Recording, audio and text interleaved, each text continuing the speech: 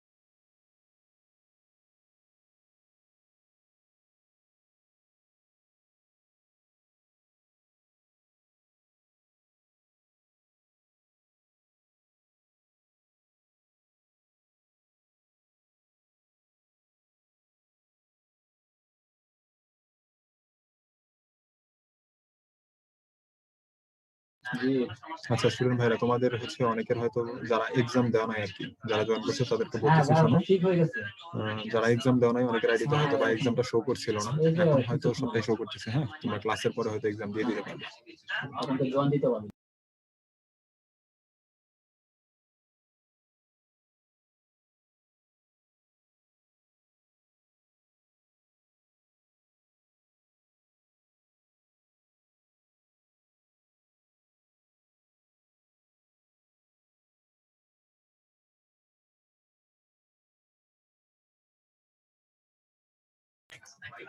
আসসালামু আলাইকুম বাবলু ভাই। ওয়ালাইকুম আসসালাম ভাইয়া। ভাই আমাদের তো একটু প্রবলেম হয়ে গেছিল, তো আমরা হচ্ছে জি ভাই। একটু পরে স্টার্ট করি। আমরা আচ্ছা 6টার ভাই, পরে তো ক্লাসটা স্টার্ট করি। ওকে ভাই, সমস্যা নেই ভাই। কারণ অনেক স্টুডেন্ট হয়তো এই আইডিতে ক্লাস শো করতেছিল না, হয়তো অনেকে জয়েন করতেছে। ঠিক আছে।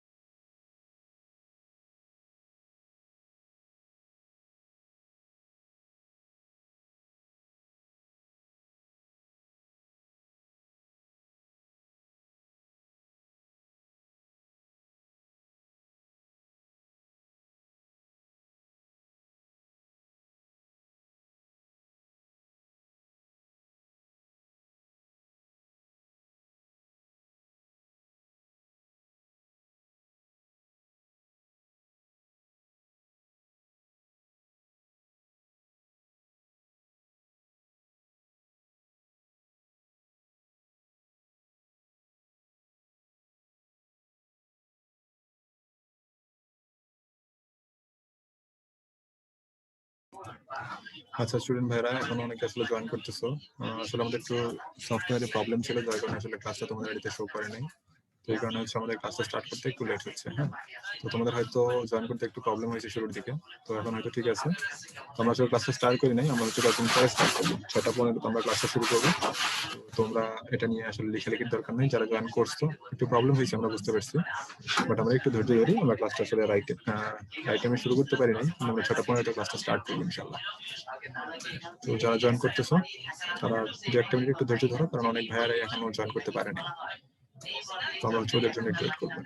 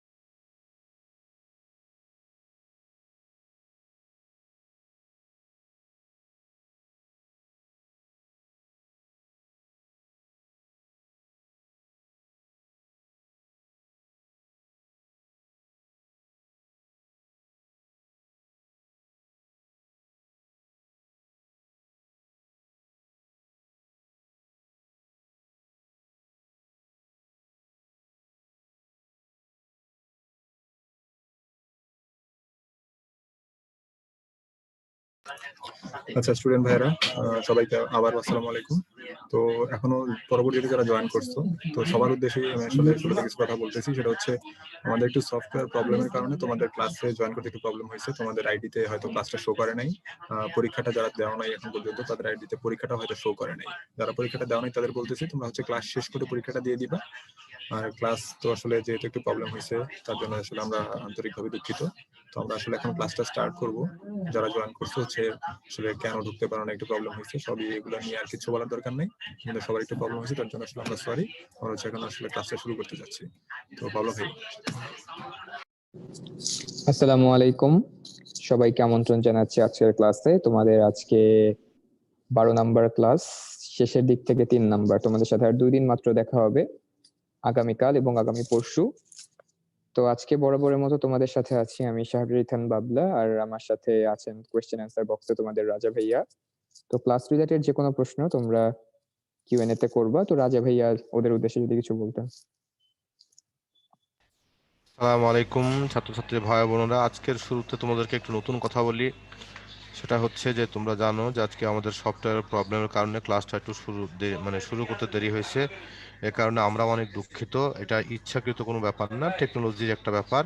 তো যাই হোক, আমাদের হাতে যথেষ্ট সময় আছে, আমাদের বেশি দেরি হয় নাই, 5 মিনিট। তো ভাইয়া তো ইনস্ট্রাকশন দিয়ে দিয়েছে। তো আমি আশা করবো আজকে যে ভাইয়ার লেকচারটার দিকে একটু বেশি মনোযোগ দিবা এবং স্ক্রিনের দিকে তোমাদের চোখ থাকবে। আর কিউএনএ তে ইনশাআল্লাহ তোমাদের কোনো প্রশ্ন থাকলে আমি তোমাদেরকে মানে সচেষ্টভাবে এবং আন্তরিকতার সাথে তোমাদের প্রত্যেকটা প্রশ্নের জবাব দিয়ে তোমাদেরকে সন্তুষ্ট রাখার আহ, চেষ্টা করবো ইনশাআল্লাহ। তাহলে চলো বাবলা ভাইয়ের কাছে ফিরে যাই। বাবলা। ওকে, থ্যাংক ইউ ভাইয়া। তো দেখতেই পাচ্ছ আজকে আমাদের 12 নাম্বার লেকচার, আমরা আলোচনা করব টাইপস অফ ক্লজ, ফ্রেজ এবং কমপ্লিটিং সেন্টেন্স নিয়ে। ঠিক আছে, তো প্রথমত ভালো করে খেয়াল করো, আমাদের কমপ্লিটিং সেন্টেন্সের আজকে পার্ট 1, অর্থাৎ আগামী কালকের ক্লাসেও কিন্তু কমপ্লিটিং সেন্টেন্স থাকবে। আর কমপ্লিটিং সেন্টেন্সে প্রচুর নিয়ম কানুন আছে, তোমাদের এখানে রুলস আকারে লেখা আছে, তো সেটা তোমাদেরকে এক নজর একটু দেখিয়ে দেব। আর এগুলো তোমরা রুলস গুলো দেখলেই মোটামুটি পড়ে এসেছো। ইতিমধ্যে তোমাদের অনেক নিয়ম কানুন পড়েছি, কন্ডিশনাল, ট্রান্সফরমেশন, তারপরে তোমাদের ন্যারেশন, ভয়েস চেঞ্জ, সবকিছুই কাজে লাগে কোথায়? কমপ্লিটিং সেন্টেন্সের ক্ষেত্রে। আর ক্লজ গুলো যদি ভালো মতো পড়ি তাহলে কমপ্লিটিং সেন্টেন্স তোমাদের করা অনেক সহজ হয়ে যাবে। তো আমি আর কথা বাড়াবো না, আজকের ক্লাসে চলে যাচ্ছি। আমার কাছে মনে হয় ক্লজ এবং ফ্রেজ টপিক দুটো মানে গ্রামারের কঠিন টপিক গুলোর ভিতরে অন্যতম, কিন্তু বুঝতে পারলে আবার পানির মতো সহজ, অ্যাটলিস্ট তোমাদের লেভেলে। তো তোমাদের মনে প্রশ্ন আসতে পারে যে ভাইয়া ক্লজ অ্যান্ড ফ্রেজ এটা আমাদের মানে কিভাবে আসবে, আমাদের কেন কাজে লাগবে? প্রথম কথা, তুমি যদি গ্রামারের বেসিক আয়ত্ত করতে চাও তাহলে ক্লজ অ্যান্ড ফ্রেজ তোমাকে অবশ্যই পড়তে হবে, পয়েন্ট নাম্বার 1।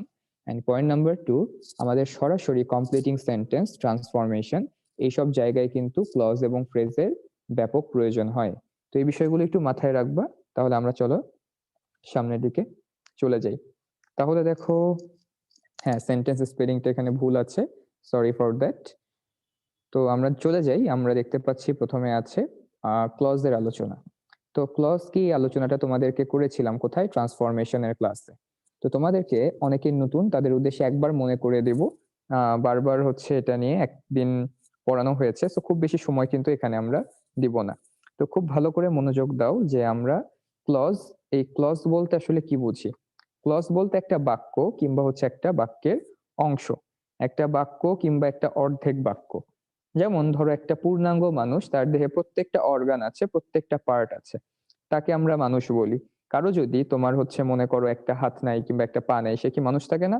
অবশ্যই সেও কিন্তু একজন মানুষ। তেমনি ভাবে ক্লজ, সে একটা বাক্য, সেই বাক্য কখনো কখনো তোমার পূর্ণাঙ্গ অর্থ দিতে পারে, কখনো কখনো পূর্ণাঙ্গ অর্থ নাও দিতে পারে। অর্থাৎ আমরা এমন একটা বাক্য বলতে পারি যেখানে মানে বাক্যটা হয়েছে ঠিকই, কিন্তু বাক্যটা পূর্ণাঙ্গ অর্থ পাচ্ছে না। তো পূর্ণাঙ্গ হোক কিংবা অপূর্ণাঙ্গ হোক, বাক্য হইলেই সেটাকে আমরা একটা ক্লজ বলবো। তো ক্লজ হওয়ার পূর্ব শর্ত হচ্ছে সেখানে অবশ্যই সাবজেক্ট থাকতে হবে, সেখানে অবশ্যই একটা ফাইনাইট ভার্ব থাকতে হবে। সাবজেক্ট এবং ফাইনাইট ভার্ব থাকলেই তখন আমরা সেটাকে ক্লজ বলবো।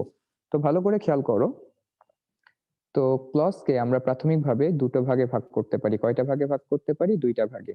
একটাকে আমরা বলি তোমার প্রিন্সিপাল ক্লজ। তো প্রিন্সিপাল ক্লজ জানার আগে আমাদের মেইন ক্লজটা জানতে হবে।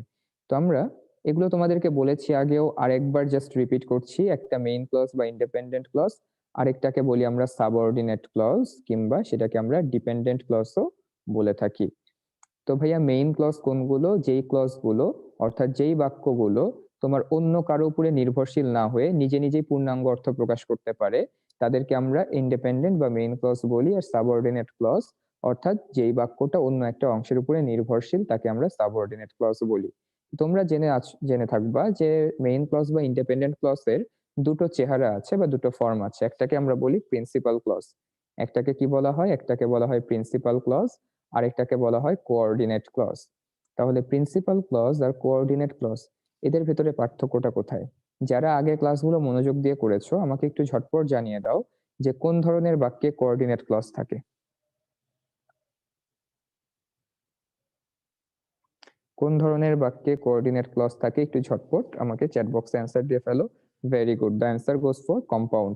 অর্থাৎ কম্পাউন্ড সেন্টেন্সে এন্ড, বাট, অর, নট এইসব শব্দ দিয়ে যেই সকল ক্লজ যুক্ত থাকে তাদেরকে আমরা কোঅর্ডিনেট ক্লজ বলি। আর প্রিন্সিপাল ক্লজ কোন ধরনের বাক্যে থাকে? কমপ্লেক্স বাক্যে থাকে। তো দেখো, ইন্ডিপেন্ডেন্ট ক্লজের এই দুটো চেহারা, একটা প্রিন্সিপাল, একটা কোঅর্ডিনেট। আর এদিকে যদি সাবঅর্ডিনেটে চলে আসো, সাবঅর্ডিনেট ক্লজ তোমার কিভাবে আমরা বুঝবো সাবঅর্ডিনেট ক্লজ কোনটা? সাবঅর্ডিনেট ক্লজ চেনার জন্য কিছু শব্দ আছে, তোমার হুইচ, অ্যাজ, তারপরে তোমার অ্যাজ ওয়েল অ্যাজ, এরকম অনেক শব্দ আছে যেগুলো দিয়ে কোনো ক্লজ যুক্ত হলে সেটাকে আমরা সাবঅর্ডিনেট ক্লজ বলি। তো এই সাবঅর্ডিনেট ক্লজকে আবার পার্টস অফ স্পিচের ভিত্তিতে তিনটা ভাগে ভাগ করতে পারি। একটাকে বলা হয় আমাদের নাউন ক্লজ, একটাকে আমরা বলি অ্যাডজেক্টিভ ক্লজ, আরেকটাকে আমরা বলি অ্যাডভার্ব ক্লজ। তো এই চার্টটা তোমাদের জন্য খুবই ইম্পর্টেন্ট। তাহলে এখন একটা একটা করে আসি। দেখো, প্রিন্সিপাল ক্লজ। আসলে ক্লজ গুলো চিনবো কিভাবে ভাইয়া? ক্লজ গুলো চিনবো হচ্ছে ক্লজ মার্কার দিয়ে। তো ক্লজ মার্কার কোনগুলো? বিভিন্ন কানেক্টরস বা কনজাংশনের মতো কিছু ওয়ার্ড আছে না, যেমন এন্ড, বাট, অর, নট। এই ওয়ার্ড গুলো কার আগে বসেছে সেটাকে আমরা সেই বিচারে আমরা ক্লজ চিনতে পারি। মাথায় রাখবা, প্রিন্সিপাল ক্লজের আগে কোনো ধরনের ক্লজ মার্কার বসে না। কি হয় না? প্রিন্সিপাল ক্লজের আগে কোনো প্রকারের ক্লজ মার্কার বসে না। কোঅর্ডিনেট ক্লজের আগে তোমার কি বসে? ফ্যান বয়েস বসে। ফ্যান বয়েসটা কি তোমাদেরকে বলেছি, একটু পরে আবারও বলছি। কোঅর্ডিনেট ক্লজের আগে ফ্যান বয়েস বসে। ডিপেন্ডেন্ট ক্লজের আগে তোমার আ হোয়াইট বাস বসে। কি বসে? আ হোয়াইট বাস। এখন তোমাদেরকে একটু ভেঙে ব্যাখ্যা করা যাক ব্যাপারগুলো, যে ভাইয়া প্রিন্সিপাল ক্লজ কিভাবে চিনবো? বাক্যের যে অংশটা সম্পূর্ণভাবে স্বাধীন। আমি যদি লিখি, দেখো, ইফ ইউ স্টাডি ওয়েল, তুমি যদি ভালো মতো পড়াশোনা করো, you will study well, you will pass the exam. তাহলে খেয়াল করে দেখো, এই বাক্যে তোমার ক্লজ মার্কার কোনটা? ইফ। তাহলে ইফ ইউ স্টাডি ওয়েল, এতটুকু কিন্তু একটা ক্লজ হয়ে গেল। তাহলে মানে এটা একটা সাবঅর্ডিনেট ক্লজ। আর you will pass the exam, এর আগে কি কোনো ক্লজ মার্কার বসেছে? বসে নাই। দ্যাট ইজ ওয়াই এটা একটা প্রিন্সিপাল ক্লজ। তাহলে মাথায় রাখবা, প্রিন্সিপাল ক্লজের আগে কোনো ক্লজ মার্কার বসে না। তাহলে এখন কোঅর্ডিনেট আর সাবঅর্ডিনেটটা আমাদেরকে ভালো মতো বুঝতে হবে। তো আমরা কোঅর্ডিনেট ক্লজ যদি চিনতে চাই, তাহলে আমাদের কি জানতে হবে? কোঅর্ডিনেটিং ক্লজ মার্কার কোনগুলো, তাহলে তাই না? কোঅর্ডিনেট ক্লজ চিনতে গেলে আমাদের কোঅর্ডিনেট ক্লজ মার্কার আমাদেরকে চিনতে হবে। CO, CM. সিও তে কি ভাইয়া? তোমার কোঅর্ডিনেট ক্লজ, আর হচ্ছে তোমার কোঅর্ডিনেট ক্লজ, আর হচ্ছে এখানে সিএম তে কি? Clause marker. তাহলে কোঅর্ডিনেট ক্লজ মার্কার গুলো চিনতে হবে। তো কোঅর্ডিনেট ক্লজ মার্কার চেনার জন্য তোমাদেরকে একটা সূত্র বলেছিলাম, ফ্যান বয়েস। কোনটা পড়াতে? যে তোমাদেরকে ট্রান্সফরমেশন পড়াতে। যে অনেকে হয়তো নতুন, তাদের উদ্দেশ্যে একবার লিখে দিচ্ছি। এফ তে হচ্ছে ফর, এ তে তোমার এন্ড অথবা হতে পারে এন্ড সো, এন তে তোমার নর, বি তে তোমার বাট, বিকজ না কিন্তু, ওতে হতে পারে অর অথবা আদারওয়াইজ, এখানে ওয়াই তে তোমার ইয়েট, আর এস তে হচ্ছে তোমার সো। তাহলে এই শব্দগুলো যদি কোনো একটা বাক্যের মাঝে কিংবা শুরুতে বসে, তাহলে যেই বাক্যগুলো যুক্ত হয় সেই বাক্যগুলোকে আমরা কি বলি? কোঅর্ডিনেট ক্লজ বলি। আর ওই বাক্যটা একটা কম্পাউন্ড বাক্য হয়ে যায়। এগুলো তোমরা সবাই জানো। যেমন I am a teacher and you are a student. আমাকে একটু অ্যান্সার করো তো, এখানে যদি আমি দুটো ক্লজকে যদি দেখাই দিই, আই এম আ টিচার একটা, ইউ আর আ স্টুডেন্ট একটা, এটা 1 নাম্বার, এটা 2 নাম্বার, কোনটাকে আমরা কোঅর্ডিনেট ক্লজ বলবো বলো তো? কোনটাকে কোঅর্ডিনেট ক্লজ বলবো বলো? 2 নাম্বারটাকে বলবো? দুইটাকেই বলবো আমরা। তাহলে মাথায় রেখো, এখানে দুটোই, অর্থাৎ কম্পাউন্ড সেন্টেন্সে যতগুলো ক্লজ থাকে প্রত্যেকটা এক একটা কোঅর্ডিনেট ক্লজ। কম্পাউন্ড সেন্টেন্সে যতগুলো ক্লজ থাকে প্রত্যেককে এক একটা কোঅর্ডিনেট ক্লজ। মনে থাকবে এটা? তাহলে বলো, কোঅর্ডিনেট ক্লজ কি চিনতে সমস্যা হবে? তাহলে দেখো, এই ফ্যান ভয়েসের শব্দগুলো দিয়ে যদি একাধিক ক্লজ যুক্ত হয়, তাহলে ক্লজ গুলোকে আমরা কোঅর্ডিনেট ক্লজ বলবো। তাহলে কোঅর্ডিনেট ক্লজ সবাই বুঝেছি। তাহলে সাবঅর্ডিনেটে যাব। কোঅর্ডিনেট খুবই সহজ, আগে পড়িয়েছি। এখন যাব নতুন টপিক, সাবঅর্ডিনেট ক্লজ। ঠিক আছে? ওকে, তাহলে বুঝছি সবাই? ওকে, তাহলে দেখো এখন সামনের দিকে চলে যাই। কোঅর্ডিনেট ক্লজের পরে বর্তীতে আমাদের আসে হচ্ছে এখানে সাবঅর্ডিনেট ক্লজ। তো সাবঅর্ডিনেট ক্লজ এর ক্লাসিফিকেশনে যাওয়ার আগে আমাদের প্রথমত আসতে হবে কোথায়? সাবঅর্ডিনেট ক্লজ চিনবো কিভাবে? তো আ হোয়াইট বাস জানাই তোমাদের জন্য যথেষ্ট না, এছাড়া অনেক শব্দ আছে। তো প্রত্যেকটা শব্দগুলো যদি আমরা জানতে চাই, তাহলে বিশাল আকারে তোমাদেরকে লিখে দেওয়া যায়। তো তোমাদের যেগুলো দরকার হতে পারে সেগুলো আমি তোমাদেরকে লিখে দিচ্ছি। ওকে, তাহলে প্রথমত আমাদের সাবঅর্ডিনেটিং কনজাংশন বলা হয় এদেরকে, বা সাবঅর্ডিনেট ক্লজ মার্কার বলা হয়। কি বলা হয়? Subordinate clause marker. Subordinate clause marker বলা হয়। তাহলে সাবঅর্ডিনেট ক্লজ মার্কার কোনগুলো একটা একটা করে লিখি। দেখো, অ্যাজ হতে পারে, অ্যাজ ইফ হতে পারে, অ্যাজ দো, তারপরে হতে পারে অ্যাজ মাস অ্যাজ, তারপরে হতে পারে তোমার অ্যাজ ফার অ্যাজ, হতে পারে অ্যাকর্ডিং টু, হতে পারে কি অ্যাকর্ডিং টু, হতে পারে তোমার আফটার, হতে পারে বিফোর, হতে পারে, হ্যাঁ অনেকে লিখেছো ভাইয়া অ্যাজ সুন অ্যাজ, হ্যাঁ অ্যাজ সুন অ্যাজ হতে পারে, ভেরি গুড। তারপরে as long as বা so long as বা as long as এটা বসতে পারে, because, since, that, so that, provided that, provided that বসতে পারে, if, for হতে পারে, অনেকে for লিখছো, for লিখলে হবে, একটু আগেই তো for দেখাই দিলাম। তাহলে দেখো এছাড়া though হতে পারে although, ঠিক আছে। আর এছাড়া আমাদের WH যে ওয়ার্ড গুলো আছে, আনলেস হতে পারে, WH ওয়ার্ড গুলো হতে পারে। WH ওয়ার্ডের ভিতরে কি কি আছে? আমরা বলতে পারি হোয়াট, হু, হুইচ, তারপরে হাউ, তারপরে when, where, এরকম যত শব্দ আছে WH সেই শব্দগুলো হতে পারে। তাহলে আমাকে বলো, সাবঅর্ডিনেট ক্লজ যদি একটা বাক্যে যুক্ত হয়, মানে সেই বাক্যের কি দুটো বাক্যকেই কি আমরা সাবঅর্ডিনেট ক্লজ বলবো নাকি একটা বাক্যকে বলবো বলো তো? হ্যাঁ বলো, তাহলে দুইটা বাক্যকে বলবো নাকি একটা বাক্যকে বলবো? একটাকে। তাহলে মাথায় রেখো, কোঅর্ডিনেট ক্লজে কিন্তু মানে কোঅর্ডিনেটিং কনজাংশন দিয়ে যুক্ত দুটো বাক্যকেই আমরা কোঅর্ডিনেট ক্লজ বলছি। আর সাবঅর্ডিনেট ক্লজের ক্ষেত্রে এই শব্দগুলো যেই ক্লজটার শুরুতে বসবে সেই ক্লজটাকে আমরা সাবঅর্ডিনেট ক্লজ বলবো। কোন ক্লজটাকে? যেই ক্লজটার শুরুতে এই বাক্যগুলো বসবে। যেমন আমি যদি এখানে ছোট করে লিখি, since I am poor, I can't afford a car, যেহেতু আমি গরিব তাই আমি একটা গাড়ি সামর্থ্য নেই গাড়ি কেনার। তাহলে সিন্স আই এম পোর, এইটাকে আমরা সাবঅর্ডিনেট ক্লজ বলবো না? অবভিয়াসলি এটাকে সাবঅর্ডিনেট ক্লজ বলবো। তাহলে এই সাবঅর্ডিনেটিং ক্লজ মার্কার গুলো আমাদেরকে মুখস্থ করতে হবে। এরপরে মাথায় রাখবা, এই সাবঅর্ডিনেটিং ক্লজ মার্কার গুলো যদি কোনো ক্লজের শুরুতে বসে তাহলে ওই ক্লজটাকে আমরা সাবঅর্ডিনেটিং বা সাবঅর্ডিনেট ক্লজ বলবো। সবাই কি বুঝতে পেরেছো আপু ভাইরা? দেখো তো, বুঝছি সবাই? বুঝলে একটু জানায় দাও ইয়েস লিখে। বুঝেছি সবাই? ওকে, থ্যাংক ইউ সো মাচ। তাহলে সাবঅর্ডিনেট ক্লজের এই শব্দগুলোকে আমরা মেমোরাইজ করব। এই শব্দগুলো একটা বাক্যের যেই পার্টের আগে বসবে সেই পার্টটুককে আমরা বলবো হচ্ছে subordinate clause. Okay, thank you. একজন লিখেছো ভাইয়া হোয়াইট বাস কি? হোয়াইট বাস দিয়ে সাধারণত এগুলো মনে রাখা যায়। যেমন এতে দেখো, এতে অ্যাজ হতে পারে, অ্যাজ ইফ হতে পারে, অ্যাজ দো হতে পারে, অ্যাজ মাচ অ্যাজ হতে পারে, অ্যাজ ফার অ্যাজ। ডাব্লিউ তে WH ওয়ার্ড গুলো, এইচ তে হাউএভার অথবা হাউ, আই তে ইফ, টি তে দো অথবা দ্যাট, ই তে হচ্ছে ইভেন ইফ, বি তে বিকজ, ইউ তে আনলেস, এস তে হচ্ছে সো দ্যাট অথবা সিন্স। অর্থাৎ এটা একটা শর্টকাট মনে রাখার জন্য, কিন্তু এটার ভিতরে সবগুলো নাই। এজন্যই আমি তোমাদেরকে কখনোই হোয়াইট বাসের ফুল ফর্মটা লিখে দেইনি। ঠিক আছে, এর আগে ক্লাসে মনে হয় একদিন তাও বাধ্য হয়ে বলেছিলাম, তাও কোয়েশ্চেন অ্যান্সারে। মনে করে দেখো, তোমরা অনেকবার প্রশ্ন করছো ভাইয়া ফ্যান বয়েস তো বুঝেইলেন, হোয়াইট বাস কেন বলেন নাই? তো প্রত্যেকটারই একটা সিকোয়েন্স মেনটেন করি আমরা।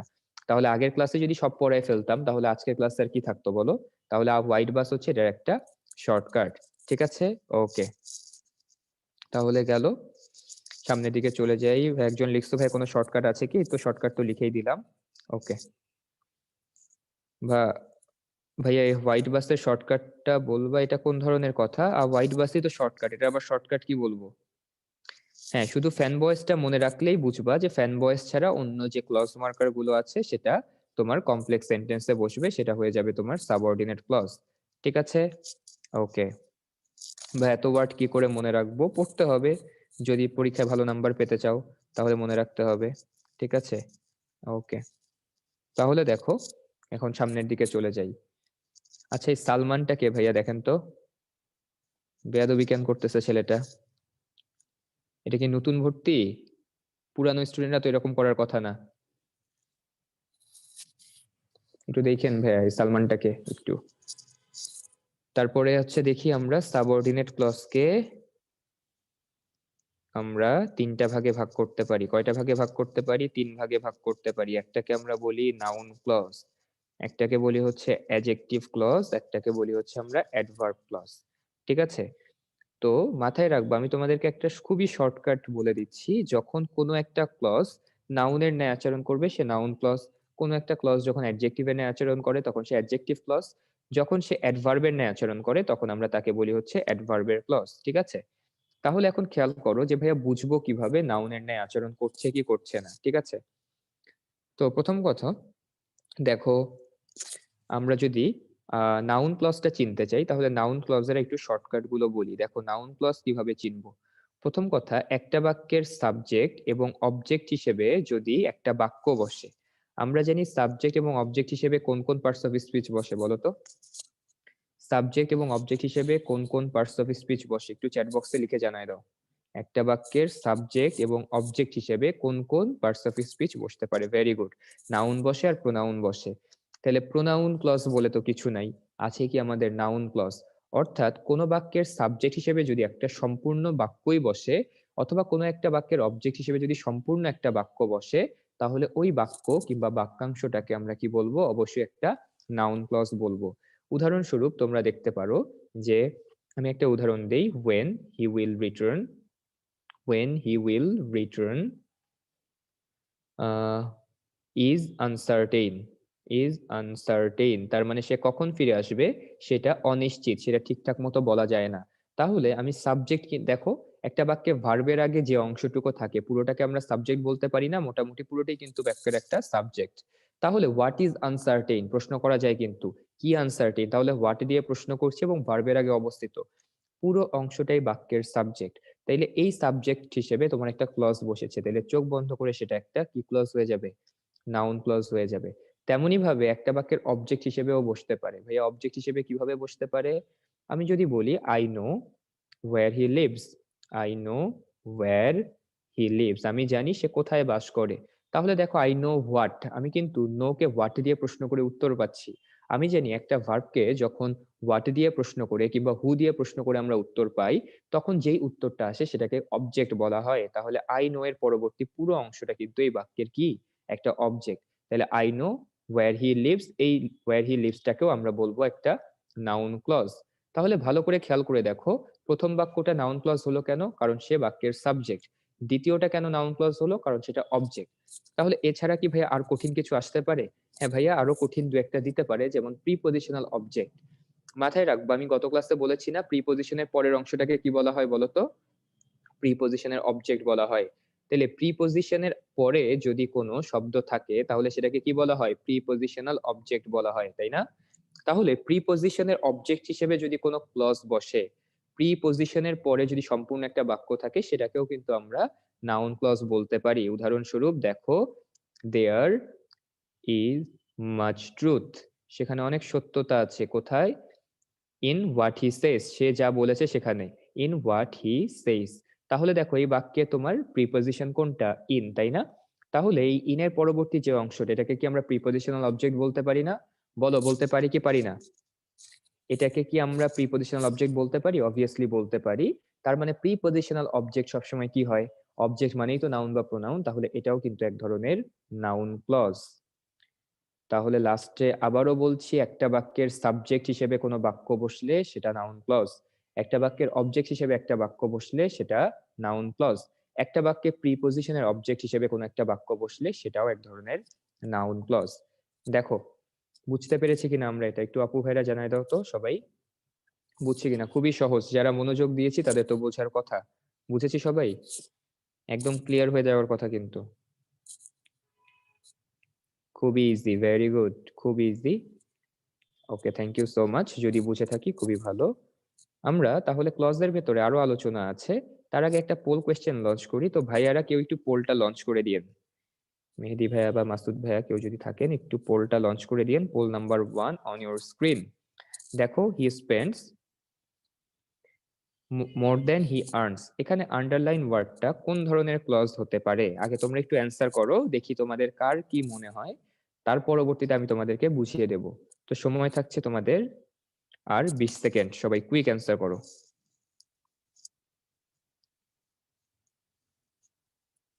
সাবজেক্ট জানতে গেলে হোয়াট দিয়ে প্রশ্ন করবা। ইস্তিয়াক,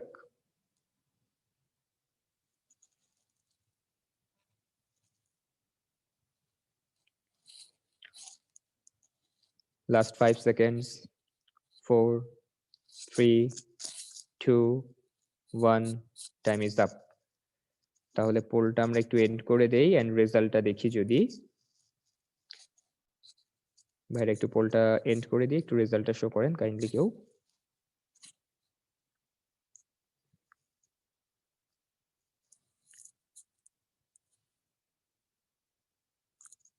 মেহেদি ভাই বা মাসুদ ভাইয়া একটু পোলটা এন্ড করে দিয়ে একটু রেজাল্টটা শো করেন কাইন্ডলি।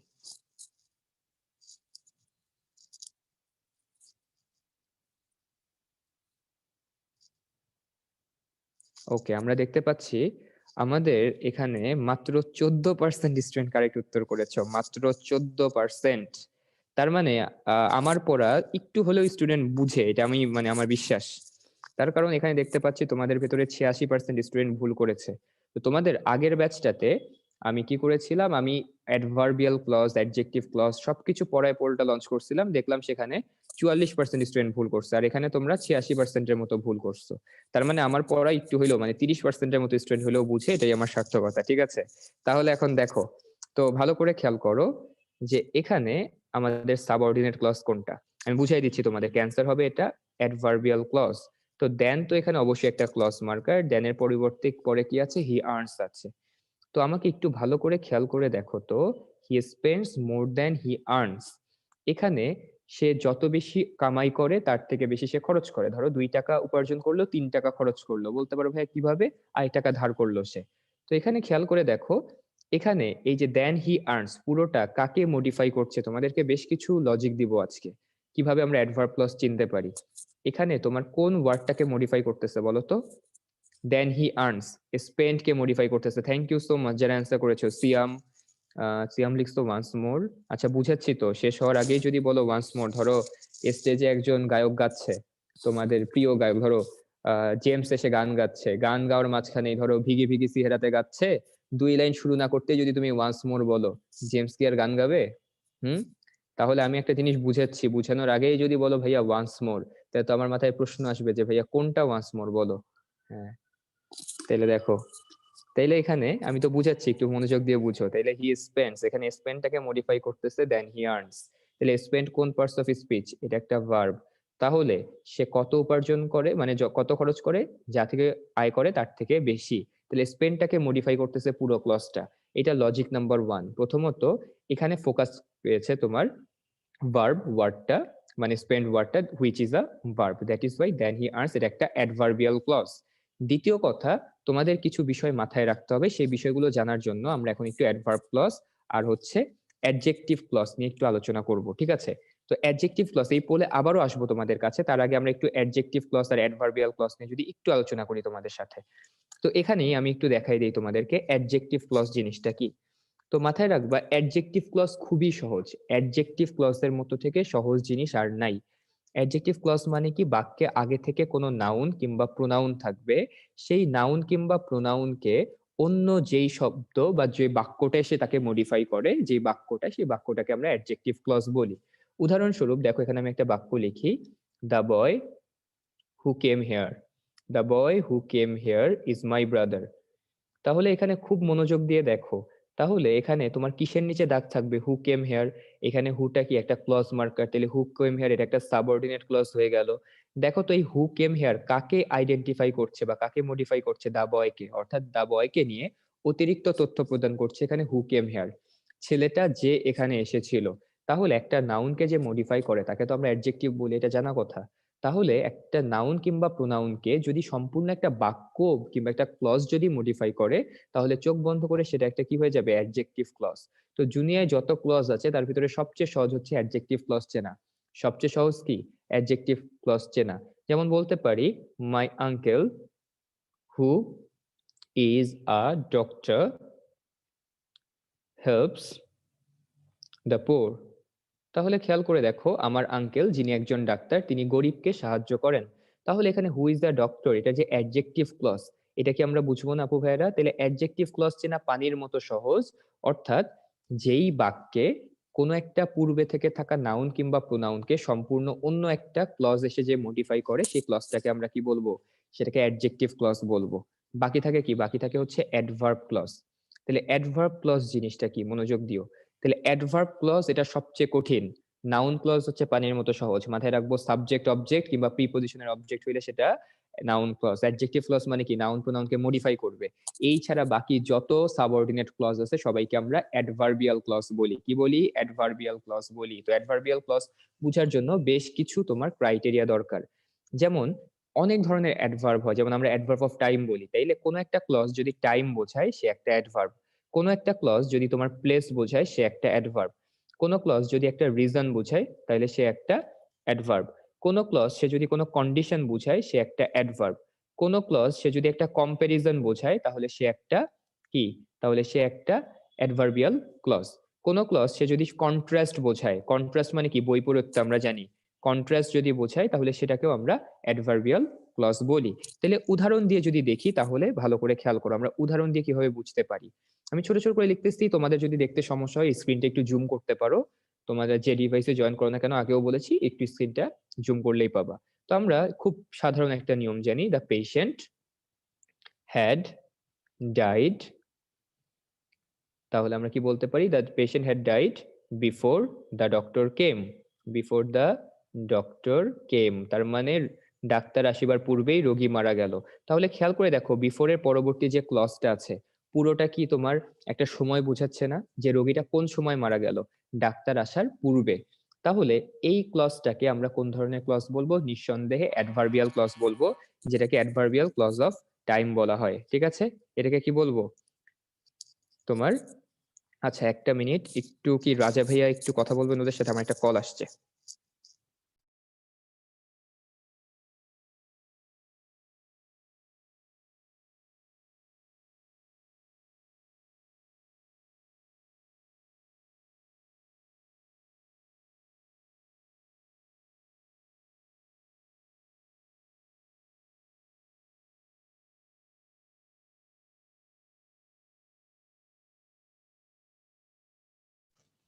আচ্ছা sorry, I had an call. Okay, দেখো তাহলে আমি যেখানে আলোচনা করছিলাম তোমাদের সাথে যে the patient had died before the doctor came, তাহলে এখানে বিফোর দ্য ডক্টর কেম এটাকে আমরা নিঃসন্দেহে কি বলতে পারি, এটাকে আমরা একটা অ্যাডভার্বিয়াল ক্লজ বলতে পারি। তেমনি প্লেসের কথাটা, কোথাও তো যদি তুমি কোনো একটা বাক্যে যদি বোঝো কোনো একটা ক্লজ তোমার জায়গা বোঝাচ্ছে তাহলে কি বলছি, জায়গা বোঝাচ্ছি। যেমন দা কি বলা যায়, you may go wherever you want, you may go war ever,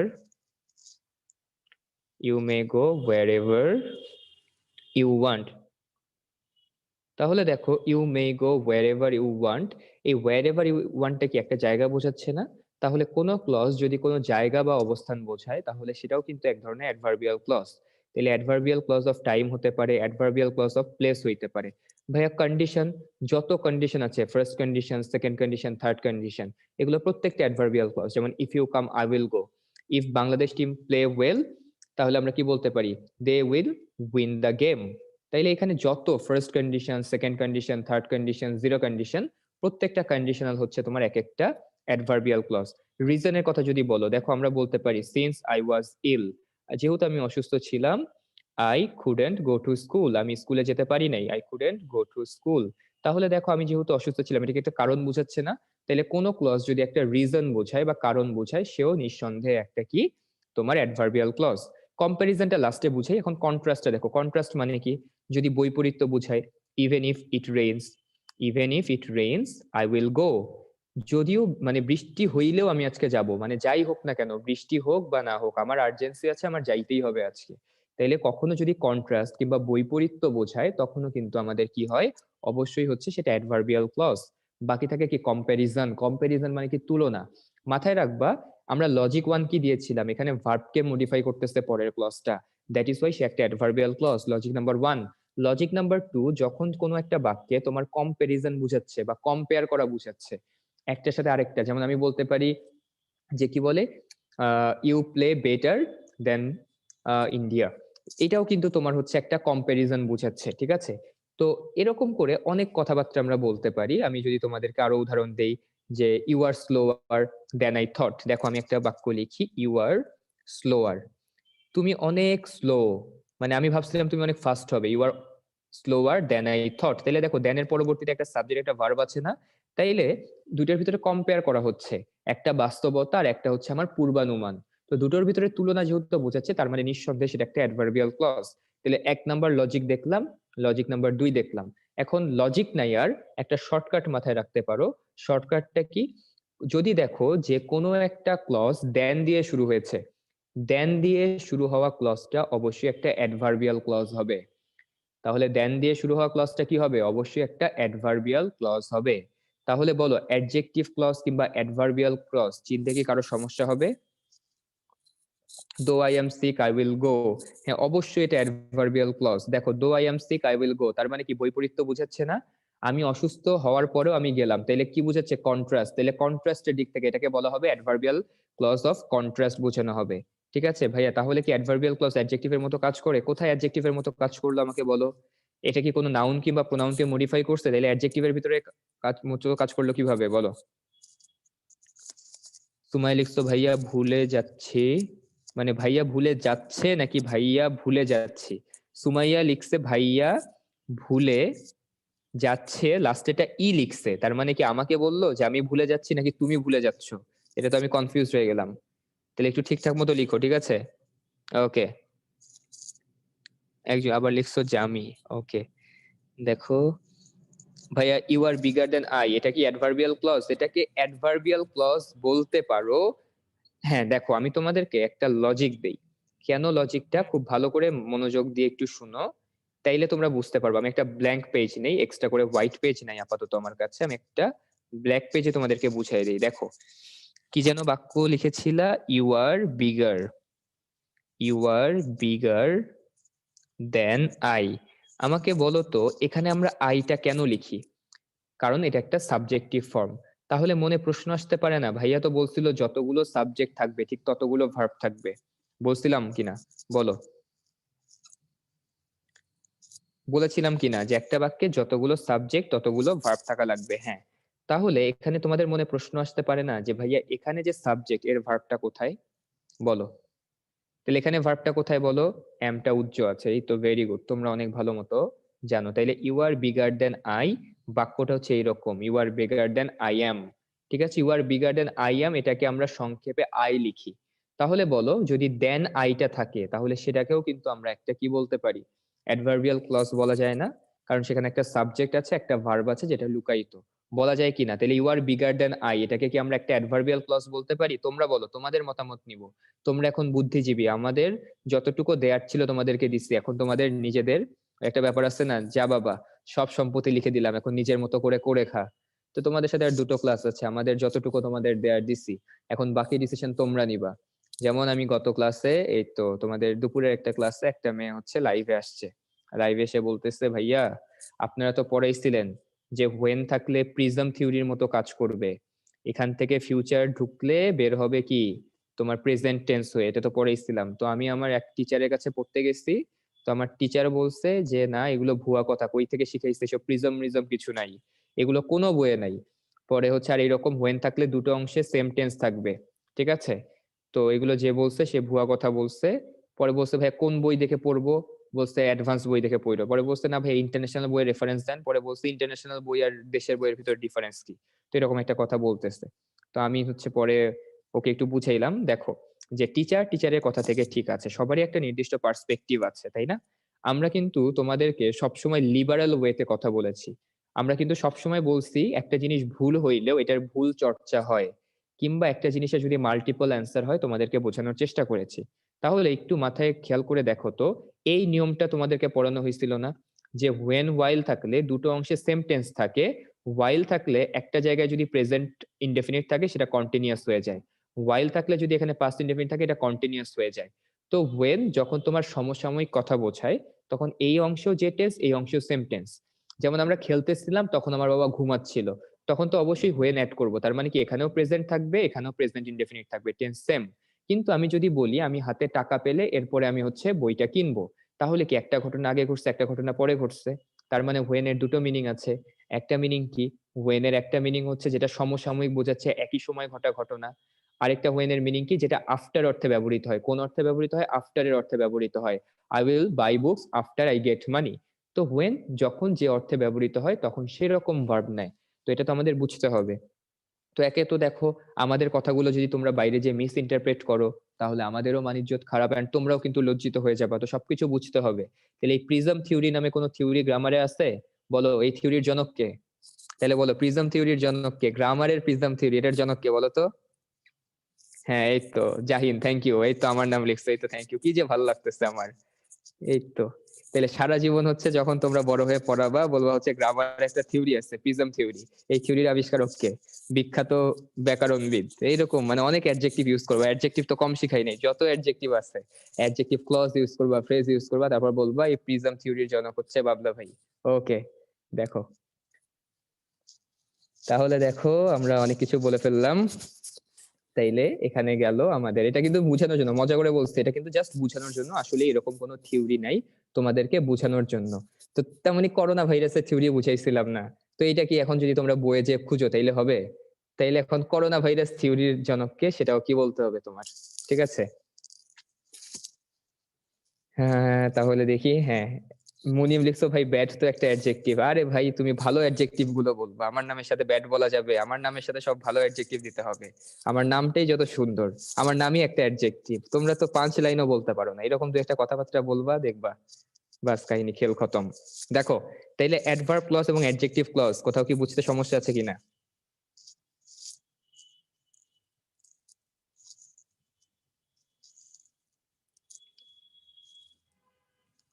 আচ্ছা বুঝেছি যদি থাকি তাহলে ভালো, তাইলে আমরা একটু সামনের দিকে যেতে পারি, ঠিক আছে? আপাতত সমস্যা নাই। তাহলে হচ্ছে যদি সমস্যা থাকে আমরা একটু রেখে দেই, অথবা কোয়েশ্চেন অ্যান্সার বক্সে রাজা ভাইয়া আছেন, রাজা ভাইয়া বুঝাই দিবেন, না হলে আমরা লাইভ কোয়েশ্চেন নিব। অনেকেই ব্রেক চাচ্ছ, আরে ভাই ক্লাসটাই তো শুরু হয়েছে দেরিতে, তো আর একটু ক্লাস নেই, 7টার সময় ব্রেক দিব না, ঠিক আছে? 7টা থেকে ব্রেক দিব। তাহলে এখানে দেখো আপু ভাইয়েরা সুন্দর করে লেখাও আছে আবার, tell me who did did, এটা হচ্ছে একটা নাউন ক্লজ। আমাকে বলো, এখানে লেখাই আছে এটা নাউন ক্লজ আমরা জানি, কিন্তু এটা নাউন ক্লজ কেন হলো, লজিকটা বলতে পারবা? কেন নাউন ক্লজ হয়েছে?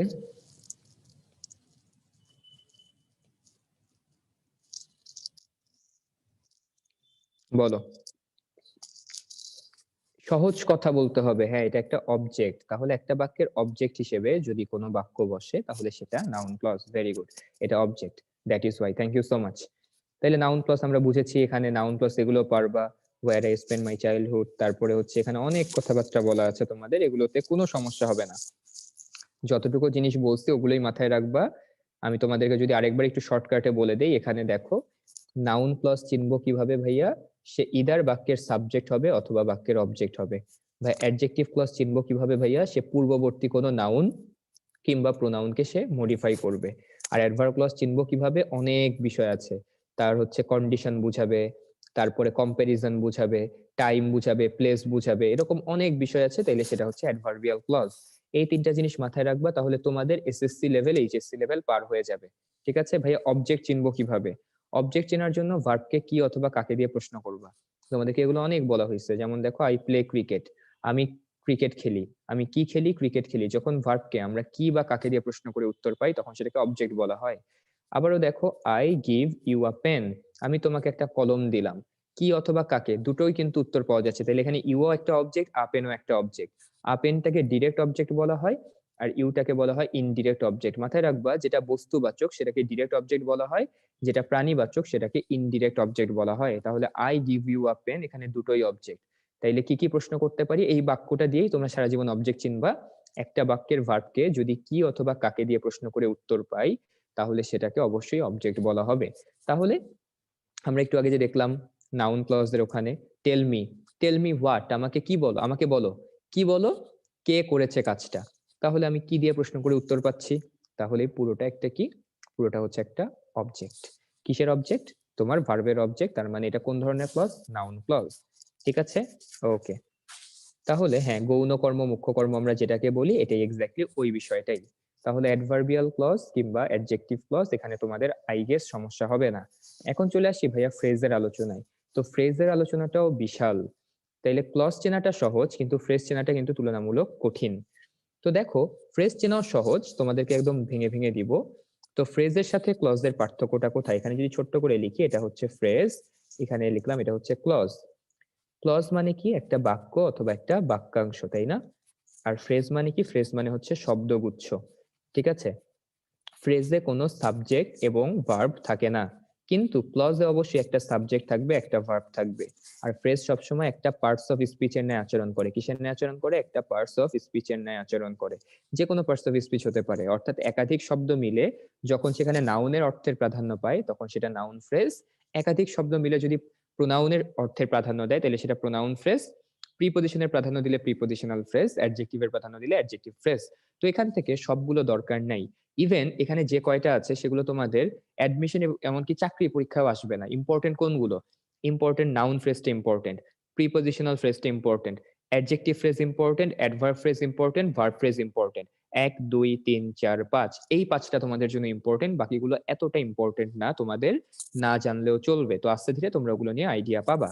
তো ভাইয়ারা দেখো, তাহলে এখন যদি আমরা চলে আসি যে ভাইয়া নাউন ফ্রেজ কাকে বলে, তো আমরা ঠিক যেভাবে ক্লজ চিনি নাউন ফ্রেজও ঠিক একইভাবে চিনবো। তাহলে নাউন ফ্রেজ চেনার উপায় কি? ঠিক একইভাবে, ঠিক যেভাবে আমরা ক্লজ চিনেছি ঠিক একইভাবে আমরা ফ্রেজ চিনবো। মাথায় রেখো আমরা ক্লজ কিভাবে চিনেছিলাম, যে একটা বাক্যের সাবজেক্ট হিসেবে বসবে, একটা বাক্যের অবজেক্ট হিসেবে বসবে, তাই না? তাহলে দেখো একটা বাক্যের সাবজেক্ট হিসেবে যদি একাধিক শব্দ থাকে, যেমন আমি যদি বলি to tell a lie, to tell a lie is a great sin, মিথ্যা বলা মহাপাপ। অথবা আমি যদি বলি স্মোকিং ইজ ব্যাড, তাহলে দেখো এখানে টু টেল আ লাই এটাকে কি নাউন ফ্রেজ বলা যায় না? তার কারণ কি? আমি কি বলেছিলাম একটা বাক্যের সাবজেক্ট হিসেবে যা বসবে সেটা নাউন বা প্রোনাউন। তাহলে এটা বাক্যের সাবজেক্ট, তাইলে এটা চোখ বন্ধ করে একটা নাউন ফ্রেজ। তেমন এখানে স্মোকিংটাকে নাউন ফ্রেজ বলা যায় না? বলো তো, স্মোকিংটাকে কি নাউন ফ্রেজ বলতে পারি? ইয়েস অর নো সবাই? এটাকে নাউন ফ্রেজ বলবো, এটাকে নাউন ফ্রেজ বলবো কিনা? অনেকে ইয়েস লিখতেছো, থ্যাংক ইউ সো মাচ, অনেকেই পারতেছো, ভেরি গুড। হ্যাঁ, দু একজন আবার বুদ্ধিমান আছে এখানে। দেখো এটা ফ্রেজ কিভাবে হয়, মাথায় বাড়ি দেওয়া উচিত প্রত্যেকের একটা করে। ফ্রেজ মানে কি একটা শব্দ নাকি একাধিক শব্দ? বলো, ফ্রেজ মানে কি একটা শব্দ? তাহলে স্মোকিং কিভাবে ফ্রেজ হয় বলো? শব্দগুচ্ছ হইলো এখানে, তাহলে স্মোকিং তো একটা শব্দ, তাইলে এটা ফ্রেজ হইলো কিভাবে? এটা একটা জাস্ট একটা নাউন বা জিরান্ড বলতে পারি আমরা এটাকে, তাই না? তাহলে এটা মোটেও কোনো নাউন ফ্রেজ না। নাউন ফ্রেজের জন্য অবশ্যই একটার বেশি শব্দ হতে হবে। তাহলে আমি যদি বলি স্মোকিং সিগারেটস, তার মানে সিগারেট খাওয়া খুবই খারাপ, স্বাস্থ্যের জন্য ক্ষতিকর, আমাদের মৃত্যুর কারণ। তাহলে স্মোকিং সিগারেটস ইজ ব্যাড। তাহলে এখন আমরা স্মোকিং সিগারেটসটাকে কি বলবো? নাউন। তাহলে দেখো পাশাপাশি দুটো শব্দ বসেছে, দুটো শব্দ মিলে একটা বাক্যের সাবজেক্ট গঠন করেছে, তাইলে এটাকে আমরা কি বলবো? অবশ্যই নাউন ফ্রেজ বলবো। তাহলে একাধিক শব্দ যদি একটা বাক্যের সাবজেক্ট কিংবা অবজেক্ট হিসেবে ব্যবহৃত হয় তাহলে সেটাকে আমরা কি বলি? নাউন ফ্রেজ বলি। যেমন আই হেট স্মোকিং সিগারেটস, আমি যদি এই কথাটা বলি তাহলে দেখো বাক্যের অবজেক্ট হিসেবে বসছে না এটা? তাহলে অবজেক্ট হিসেবে বসুক আর সাবজেক্ট হিসেবে বসুক, সেখানে যদি একাধিক শব্দ থাকে সেটা একটা ফ্রেজ। বুঝা গেছে? তাহলে নাউন ফ্রেজ চেনা সহজ না? বলো, একটা বাক্যে যদি একাধিক শব্দ সাবজেক্ট কিংবা অবজেক্ট হিসেবে বসে সেটাকে আমরা নাউন ফ্রেজ বলবো। খুবই সহজ কিন্তু। ওকে ভাই, ও নাউন বলা যায় বাট ফ্রেজ না। হ্যাঁ এক্স্যাক্টলি, ওটাকে নাউন বলতে পারি আমরা, বুঝতে পারি না। ভাই সাবজেক্ট আর ভার্ব তো আছে, কোথায় সাবজেক্ট আর ভার্ব আছে আমাকে একটু বলো। তাওহিদ একটা প্রশ্ন করেছো, ভাইয়া সাবজেক্ট আর ভার্ব আছে এটাকে ফ্রেজ কেমনে বলবো? ভাই ফ্রেজ আর ক্লজ আলাদা কিভাবে করব? এই প্রশ্নের উত্তর তোমরাই দিবা, আমি দিব না উত্তর, তোমরাই উত্তর দিবা। বলো, ক্লজ আর ফ্রেজকে আলাদা করার জন্য এটাকে দেখে কি কেন মনে হইছে যে এটা তোমার ফ্রেজ না হয়ে ক্লজ হইতে পারে? আমাকে বলো যে একটা ক্লজ হওয়ার জন্য পূর্ব শর্ত কি? সেখানে একটা সাবজেক্ট থাকতে হবে। ধরে নিলাম এখানে সাবজেক্টটা এলাই ধরে নিলাম, কিন্তু ফাইনাইট ভার্ব দেখো আমার একটা। ক্লজ হওয়ার জন্য যে ফাইনাইট ভার্ব লাগে সেটা কোথায়? টু টেল আ লাই এটা ফাইনাইট নাকি non finite verb? Non finite যে তিন রকম পড়ি নাই, একটা জিরান্ড, একটা পার্টিসিপল, একটা ইনফিনিটিভ। তাইলে এখানে টু টেল এটা তো ইনফিনিটিভ, ফাইনাইট ভার্ব কই থেকে আসলো? তেমনি স্মোকিং সিগারেটস, এখানে স্মোকিংটা একটা জিরান্ড, জিরান্ড কি ফাইনাইট ভার্ব? জিরান্ড তো নন ফাইনাইট ভার্ব। তাইলে তুমি একটারে ক্লজ বলতে গেলে তাকে আগে তোমার তো সামর্থ্য দরকার। তোমার গাড়ি বাড়ি না থাকলে তুমি বিয়ে করতে পারবা? তোমাকে তো পাত্রীর বাসায় ঢুকতে দিবে না তুমি যদি বেকার থাকো, ঠিক আছে? তাই না? তো আগে তুমি সামর্থ্য আদায় করতে হবে, তোমাকে তোমার ভালো চাকরি বাকরি করতে হবে, টাকা পয়সা কামাতে হবে। তেমনি ভাবে তুমি একটাকে ফ্রেজকে ক্লজ বানাইতে গেলে তোমার সামর্থ্য দরকার। সেই সামর্থ্য যোগান দেবে তোমার ফাইনাইট ভার্ব আর একটা সাবজেক্ট। তাহলে মাথায় রেখো, ফাইনাইট ভার্ব এবং সাবজেক্ট না থাকলে সেটাকে ক্লজ বলবো না। বুঝা গেছে? ওকে, তাহলে দেখো এখন তাইলে 7টা বেজে গেছে, তোমরা অনেকক্ষণ ধরে ব্রেক ট্রেক চাচ্ছ, একটু ব্রেক থাকুক তাইলে।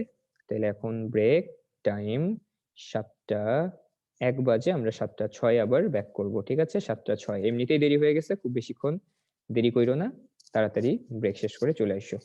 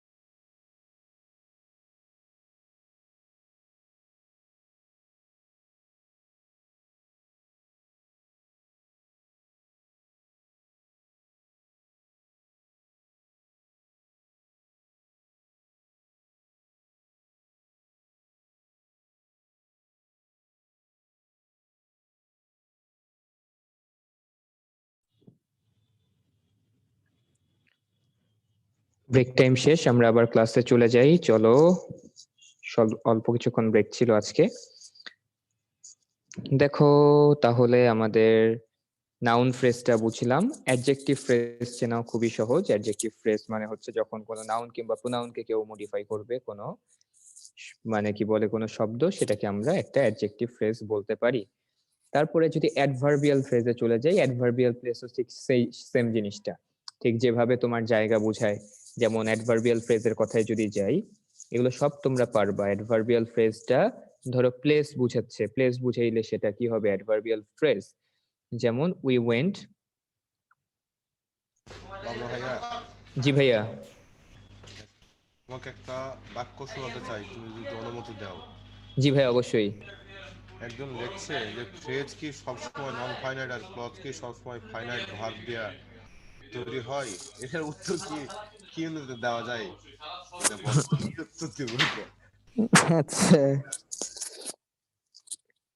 দেখো ভাইয়া, প্রথম কথা, ফ্রেজের ভেতরে তোমার মানে কোনো ভার্ব থাকবে বা থাকবে না এরকম কোনো বাধ্যবাধকতা নাই।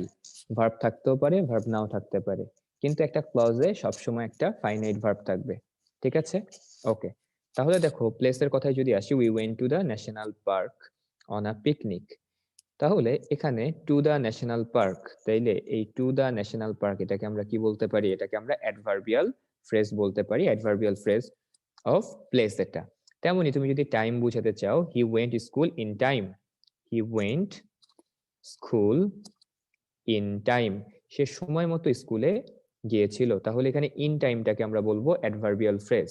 তেমনি ভাবে যদি তুমি কজ বুঝাও, কজ মানে কোনো কিছুর ফলাফল বা কারণ, যেমন he works hard to make a good result, সে একটা ভালো ফলাফলের জন্য কঠোর পরিশ্রম করে, যেটা তোমরা করো না। তাইলে এখানে দেখো, two make a good result, two make a good result, এটাকে একটা কজ বুঝাচ্ছে না? তাহলে এটাকে কোন ধরনের ফ্রেজ বলবো? আমরা অ্যাডভার্বিয়াল ফ্রেজ বলবো। ঠিক আছে, তাইলে এগুলো খুবই সহজ জিনিস। যদি তোমার ডিউরেশন বুঝায়, যেমন it has been raining since morning, it has been raining since morning, তাহলে এখানে খেয়াল করো, এখানে সিন্স মর্নিংটাকে আমরা কি বলবো? সিন্স মর্নিংটাকে আমরা বলবো একটা অ্যাডভার্বিয়াল ফ্রেজ। ঠিক আছে, ওকে। তাহলে এগুলোকে কি বলবো? এগুলোকে আমরা অ্যাডভার্বিয়াল ফ্রেজ বলবো। প্রান্ত আগেই লিখে ফেলছো, এগুলা তো প্রিপজিশনাল ফ্রেজ। তাহলে চলো, প্রিপজিশনাল ফ্রেজ কি বা প্রিপজিশনাল ফ্রেজ কি না আদৌ, সেই বিষয়গুলো নিয়ে একটু আলোচনা করতে পারি আমরা, তাই না? তাইলে এখন আমরা একটু আলোচনা করি প্রিপজিশনাল ফ্রেজটা। দেখো, দুটো বিষয় আছে, একটা হচ্ছে প্রিপজিশনাল ফ্রেজ আর একটা আছে হচ্ছে ফ্রেজাল প্রিপজিশন। ঠিক আছে, দুটো বিষয়, একটা হচ্ছে ফ্রেজাল প্রিপজিশন, ঠিক আছে, ফ্রেজাল প্রিপজিশন। তো দুটোর ভিতরে পার্থক্য কোথায়? দেখো, ফ্রেজাল প্রিপজিশন বলতে বোঝায় যখন একটা ফ্রেজ তোমার প্রিপজিশন দিয়ে শুরু হয়, তাইলে শুরু হয় প্রিপজিশন দিয়ে, আবার হচ্ছে শেষও হয় প্রিপজিশন দিয়ে, সেটাকে আমরা বলি হচ্ছে ফ্রেজাল প্রিপজিশন। তাইলে উদাহরণ দিতে পারো, দেখো, ফর দ্য সেক অফ, আমরা বলতে পারি কি? For the sake of. আবার বলতে পারি হচ্ছে in order two, with a view two, with a view two. তাহলে দেখো, for the sake of, in order two, with a view two. আচ্ছা, অনেকে বলতেছো ভাইয়া অ্যাজ ওয়েল অ্যাজ, আমাকে বলো তো এখানে অ্যাজ ওয়েল অ্যাজ এটা কি প্রিপজিশনাল ফ্রেজাল প্রিপজিশন কিনা? বলো, অ্যাজ ওয়েল অ্যাজটা কি ফ্রেজাল প্রিপজিশন কিনা? কেন ফ্রেজাল প্রিপজিশন না? আমাকে একটু বলো তো, কেন কেন এটাকে ফ্রেজাল প্রিপজিশন বলতে পারবো না? বলো। হ্যাঁ, প্রথম অ্যাজটা কি? প্রথম না না, এইখানে যে অ্যাজটা, দেখো এখানে ওয়েলটা কি? ওয়েলটাকে আমরা হচ্ছে এখানে অ্যাডজেক্টিভ হিসেবে ব্যবহার করতেছি। তারপরে এইখানে অ্যাজ, এইটা হচ্ছে তোমার প্রিপজিশন, প্রথম অ্যাজ হচ্ছে তোমার অ্যাডভার্ব। তাহলে এখানে আগেও তোমার প্রিপজিশন দরকার, পরেও প্রিপজিশন দরকার। ঠিক আছে, তাহলে আগেও প্রিপজিশন পরেও প্রিপজিশন দরকার, সেটাকে আমরা কি বলবো? সেটাকে আমরা বলবো ফ্রেজাল প্রিপজিশন। ঠিক আছে, ওকে। তাহলে দেখো, একজন লিখছো ভাই এটা শুরুতেও বসে না শেষেও না। আরে ভাইয়া, ব্যাপারটা এরকম না যে একটা বাক্যের শুরুতে বসবে বা শেষে বসবে, এইটা না। কোন ফ্রেজের শুরু এবং শেষ প্রিপজিশন দিয়ে হতে হবে। ফর দ্য সেক অফ, এটা কি বাক্যের মাঝখানে বসতে পারে না? দেখো, বুঝে একটা বুঝে একটা। তাহলে I went there in order to achieving something, I went there with a view to achieving something, এটা বাক্যের মাঝেই বসে, এরা বাক্যের মাঝেই বসে। ঠিক আছে, কিন্তু এই ফ্রেজটার শুরু হবে একটা প্রিপজিশন দিয়ে, এই ফ্রেজটার শেষ হবে একটা প্রিপজিশন দিয়ে, তাইলে সেটাকে আমরা ফ্রেজাল প্রিপজিশন বলি।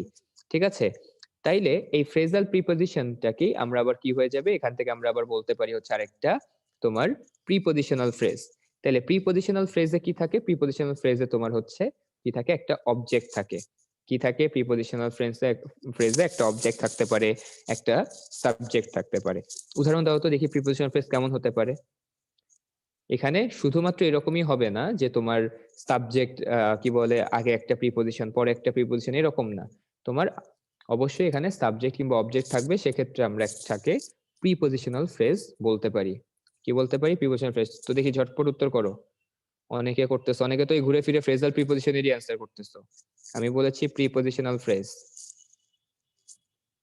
প্রিপজিশনাল ফ্রেজের কথা বলছি ভাইয়া পুরা। হইলো? তাইলে দেখো, মনোযোগ দাও এইদিকে তাইলে সবাই ভালো করে। আমরা যদি বলি এখানে ধরো ফর দ্য সেক অফটাই বললাম, কি বললাম? For the sake of, for the sake of our country বলে দিলাম। তাহলে for the sake of our country, এই পুরোটাকে আমরা কি বলবো, পুরোটুকুকে আমরা বলবো হচ্ছে প্রিপজিশনাল ফ্রেজ। বুঝা গেছে? তার মানে একটা ফ্রেজাল প্রিপজিশনের আগে কিংবা পরে যদি এক্সট্রা করে কোনো সাবজেক্ট কিংবা অবজেক্ট যুক্ত হয় তাহলে সেটাকে আমরা বলি প্রিপজিশনাল ফ্রেজ। ঠিক আছে, এটাই হচ্ছে কথা। আবার আমরা বলতে পারি by virtue of, by virtue of hard labour, hard labour. দেখো, তাইলে এখানে by virtue of hard labour এটাকে আমরা বলি হচ্ছে প্রিপজিশনাল ফ্রেজ। ঠিক আছে, আবার আমরা বলি হচ্ছে in spite, in spite of his riches, তার সম্পদ থাকা সত্ত্বেও, তাহলে ইনস্পাইট অফ হিজ রিচেস এটাকে বলি আমরা একটা প্রিপজিশনাল ফ্রেজ। তাহলে ফ্রেজাল প্রিপজিশন মানে কি, শুরু হবে প্রিপজিশন দিয়ে শেষ হবে প্রিপজিশন দিয়ে।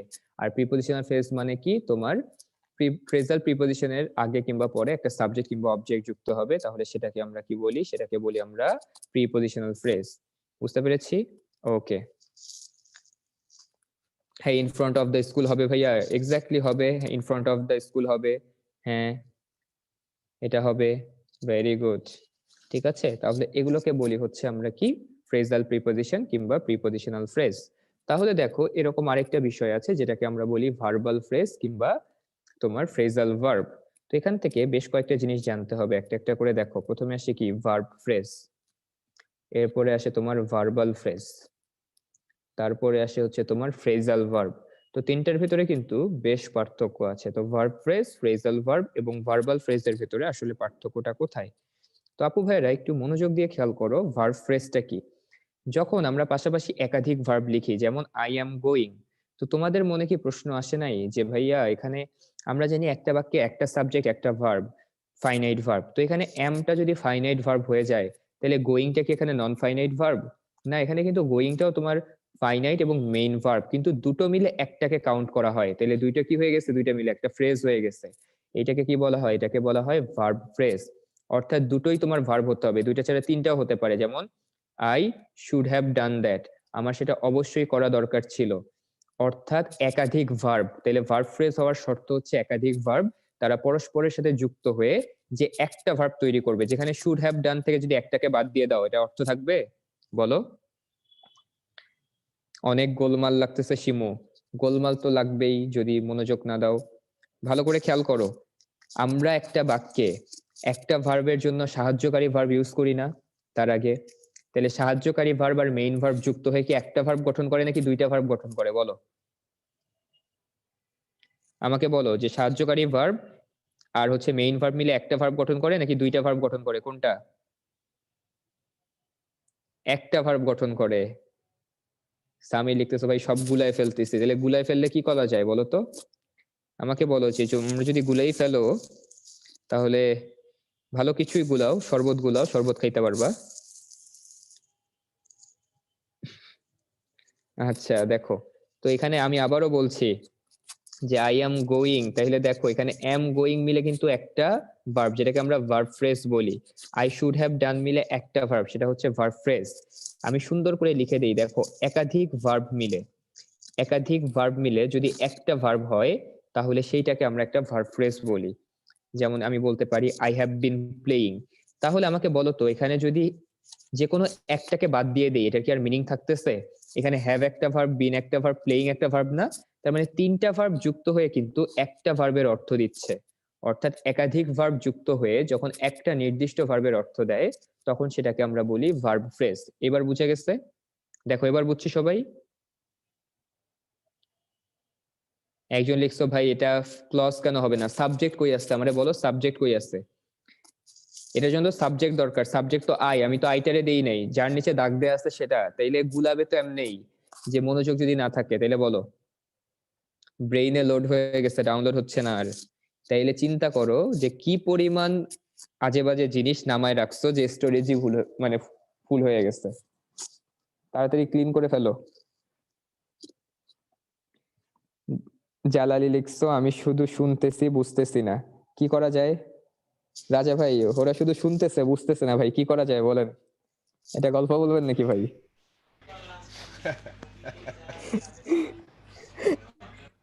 এটা গল্প বলে দেন ভাই। আমাদেরকে আগে বলো যে তোমরা গল্প শুনতে চাও কিনা। আচ্ছা তোমরা কি গল্প শুনতে চাও নাকি? রাজা ভাইয়ের গল্প এই শুনতে চাও কিনা? আরে ভাই আপনার গল্প শুনবেন, এটাই হইতে পারে ভাই, আচ্ছা বলে ফেলেন একটা গল্প। আচ্ছা তাহলে তোমাদেরকে একটা গল্প বলি। ওই হচ্ছে ওই গল্পটাই বলি বাবলা। জি ভাইয়া। হ্যাঁ, ওই যে আয়নালের গল্পটা পুকুরের জি ধারে। ভাই বলেন। শুনো, আমাদের আমাদের রাজশাহীতে একটা ঘটনা ঘটছিল। ঘটনাটা একদম মানে লাইভ ঘটনা, বাস্তব ঘটনা। তো এক গ্রামে এক লোক বাস করতো, ছেলেটার নাম আইনাল। আর ওর পরের গ্রামে একটা মেয়ে থাকতো, মেয়েটার নাম হচ্ছে পারুল। তো ওই পারুল প্রতিদিন একটা পুকুরে কাপড় কাচতে আসে দুপুর বেলায়। তো কাপড় কাচতে আসে প্রত্যেকদিন সে একই দৃশ্য দেখে যে ওই আয়নাল লোকটা আর পাশের ঘাটে বসে আছে, ছিপ ছিপ ফেলে বসে আছে, খুব রৌদ্র। তো প্রতিদিন লোকটাকে খেয়াল করে, লোকটা কোনোদিনই মাছ পায় না, একটা দিনও একটা মাছও পায় না, কিন্তু প্রতিদিনই দুপুরের রোদ্রে ছিপ ফেলে বসে থাকে। একদিন দেখতে দেখতে দেখতে দেখতে পারুল মেয়েটাই বিরক্তি হয়ে গেছে। বলছে আচ্ছা ভাইয়া, আপনাকে আমি প্রতিদিন আল্লাহ 30 দিন দেখে দুপুর বেলা ছিপ ফেলে বসে থাকেন, আমি কোনোদিন দেখলাম না যে আপনি একটা মাছ টাছ পাইছেন আমার চোখের সামনে। তো আইনাল উত্তর দিচ্ছে, ম্যাডাম আমি আসলে এখানে যে মাছটা ধরতে আসি পুকুর ঘাটে মাত্র 1 টোকা দিছে, ধৈর্য হারালে চলবে না। তো তোমরা এখন বলো চ্যাট চ্যাট বক্সে যে আইনাল কোন মাছটা ধরতে গেছিল ওখানে, এবং লাস্টে যে মাছটা ধরতে গেছিল ধরে আনছিল কিন্তু। হ্যাঁ, লাস্টে ওই মাছটার বউ হয়েছিল। তো ঘটনা হচ্ছে যে বুঝতে বুঝতে হলে একটু মনোযোগ দিয়ে শুনতে হয়। হ্যাঁ, মনোযোগ দিয়ে শুনতে হয়। তারপরও কিছু কিছু জিনিস আছে, তোমরা প্রশ্ন করতেছো ভাইয়া ফ্রেজ আর ইডিয়মস এর মধ্যে পার্থক্য কি, তো এইসব কথা আসলে লিখেও তো বোঝানো যায় না। তো ভাবলাম আমরা একটু পরে তাহলে লাইভ নিয়ে নেবো, তুমি ক্লাসটা শেষ করলে আচ্ছা ভাই অনেকজন। ঠিক আছে। ওকে ভাইয়া গল্পটা তাহলে কেমন দেখো। লাগছে, গল্পটা কেমন লাগছে একটু জানাইও।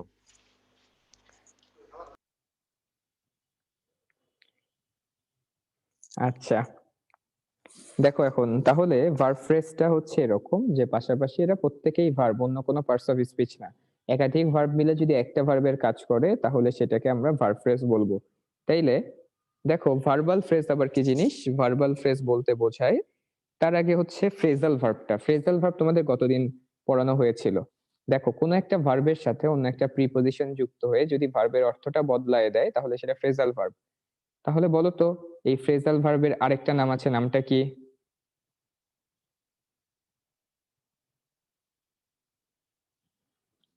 ফ্রেজাল ভার্বের আরেকটা নাম আছে ভার্বাল নাউন। হায় রে হায় পোলাপান, এটাকে গ্রুপ ভার্ব বলা হয়। গত ক্লাস, ধরো আজকের ক্লাস না হয় বুঝলাম না, গত ক্লাস কি বুঝি নাই আমরা? ওখানে পড়াই নাই যে ট্রানজিটিভ ভার্বের ভিতরে যে গ্রুপ ভার্বও আছে, একটা ভার্বের সাথে প্রিপজিশন যুক্ত হয়ে যখন নতুন অর্থ বিশিষ্ট আরেকটা শব্দ তৈরি করে। যেমন দেখো লুক মানে দেখা, লুক আফটার মানে কি?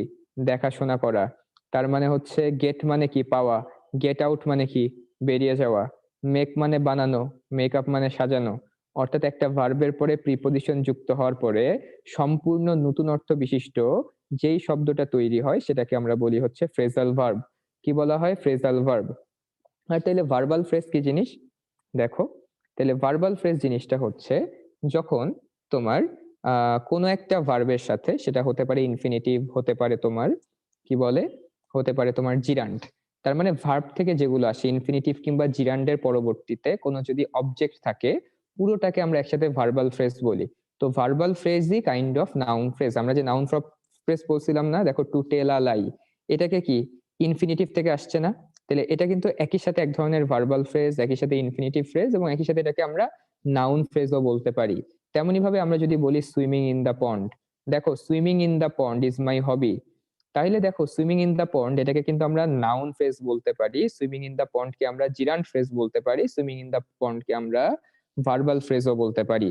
এখন দেখো মাথাটা একটু হালকা হয়েছে কিনা, একাধিক ভার্ব মিলে একটা ভার্ব হইলে সেটা ভার্ব ফ্রেজ, একাধিক ভার্ব মিলে যদি আমরা দেখি যে কি বলে কোনো জিরান্ড কিংবা ইনফিনিটিভের পরে যদি নাউন থাকে বা অবজেক্ট থাকে সেটা ভার্বাল ফ্রেজ, আর একটা ভার্বের পরে প্রিপজিশন যুক্ত হয়ে সম্পূর্ণ নতুন অর্থ বিশিষ্ট যদি কোনো ভার্ব তৈরি করে তাহলে সেটাকে আমরা ফ্রেজাল ভার্ব বলি।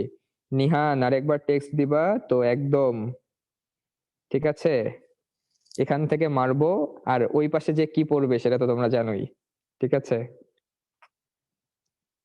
সুইমিং ইন দ্য পন্ডে তো একটা ভার্ব না ভাই, সুইমিং ইন দ্য পন্ডে ভাই কি বলো রমিম, তোমার কথা বুঝতেছি না। আচ্ছা, কে কি বুঝো নাই আমাদের একটু ইয়া থাইকো, তোমাদেরকে বুঝাই দিব, টেনশনের কোনো কারণ নাই। আচ্ছা আচ্ছা, কে কে বুঝে নাই একটু টপিকটাই বুঝাই যাই, দেখি একটু পারমিশন দেই, বলো কে কে বুঝো নাই, সবাই একটু হ্যান্ড লোয়ার করো দেখি।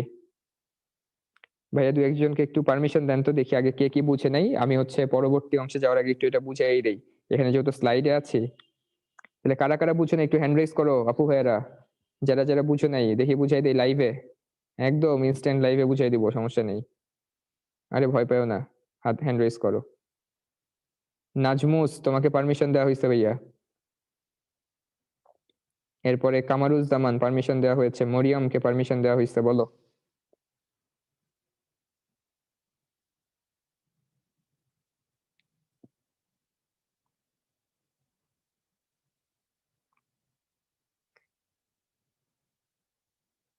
আচ্ছা ঠিক আছে, তাহলে মাইক না থাকলে আর কি করা যায়। দেখো একজন বলতেছে ভাই আজকের ক্লাসে কিছুই বুঝি নাই, মাশাআল্লাহ খুবই ভালো, লিস্ট এই টপিকটা মনোযোগ দাও ভাই, এটা আর কেমনে সহজ করে বোঝানো যাবে আই ডোন্ট নো।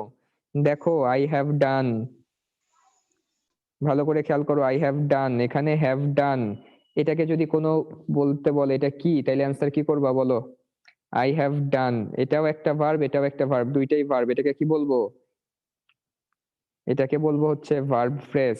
আর আমরা যদি দেখি জিরান্ড এবং ইনফিনিটিভের পরে এক্সট্রা করে কোনো নাউন আছে প্রোনাউন আছে তাহলে সেইটাকে বলবো ভার্বাল ফ্রেজ। আর একটা ভার্বের পরে যদি প্রিপজিশন বসে সেটাকে আমরা ফ্রেজাল ভার্ব বলবো। ভাইয়া ভার্বাল ফ্রেজটা আবার বলা যাবে, এই তো বললামই তো, ইনফিনিটিভের পরে যদি ইনফিনিটিভের অবজেক্ট থাকে, জিরান্ডের পরে যদি জিরান্ডের অবজেক্ট থাকে, ব্যাপারটা এরকম, জিরান্ডের অবজেক্ট ঠিক না।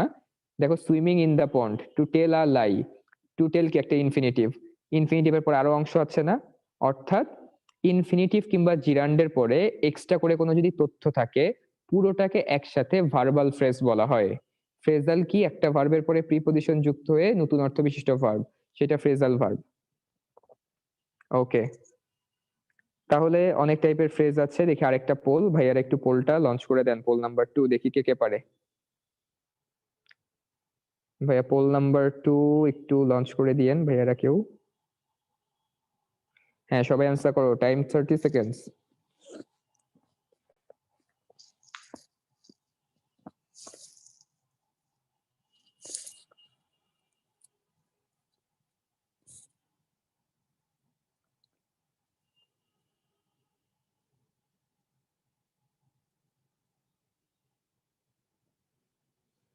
Last 10 seconds.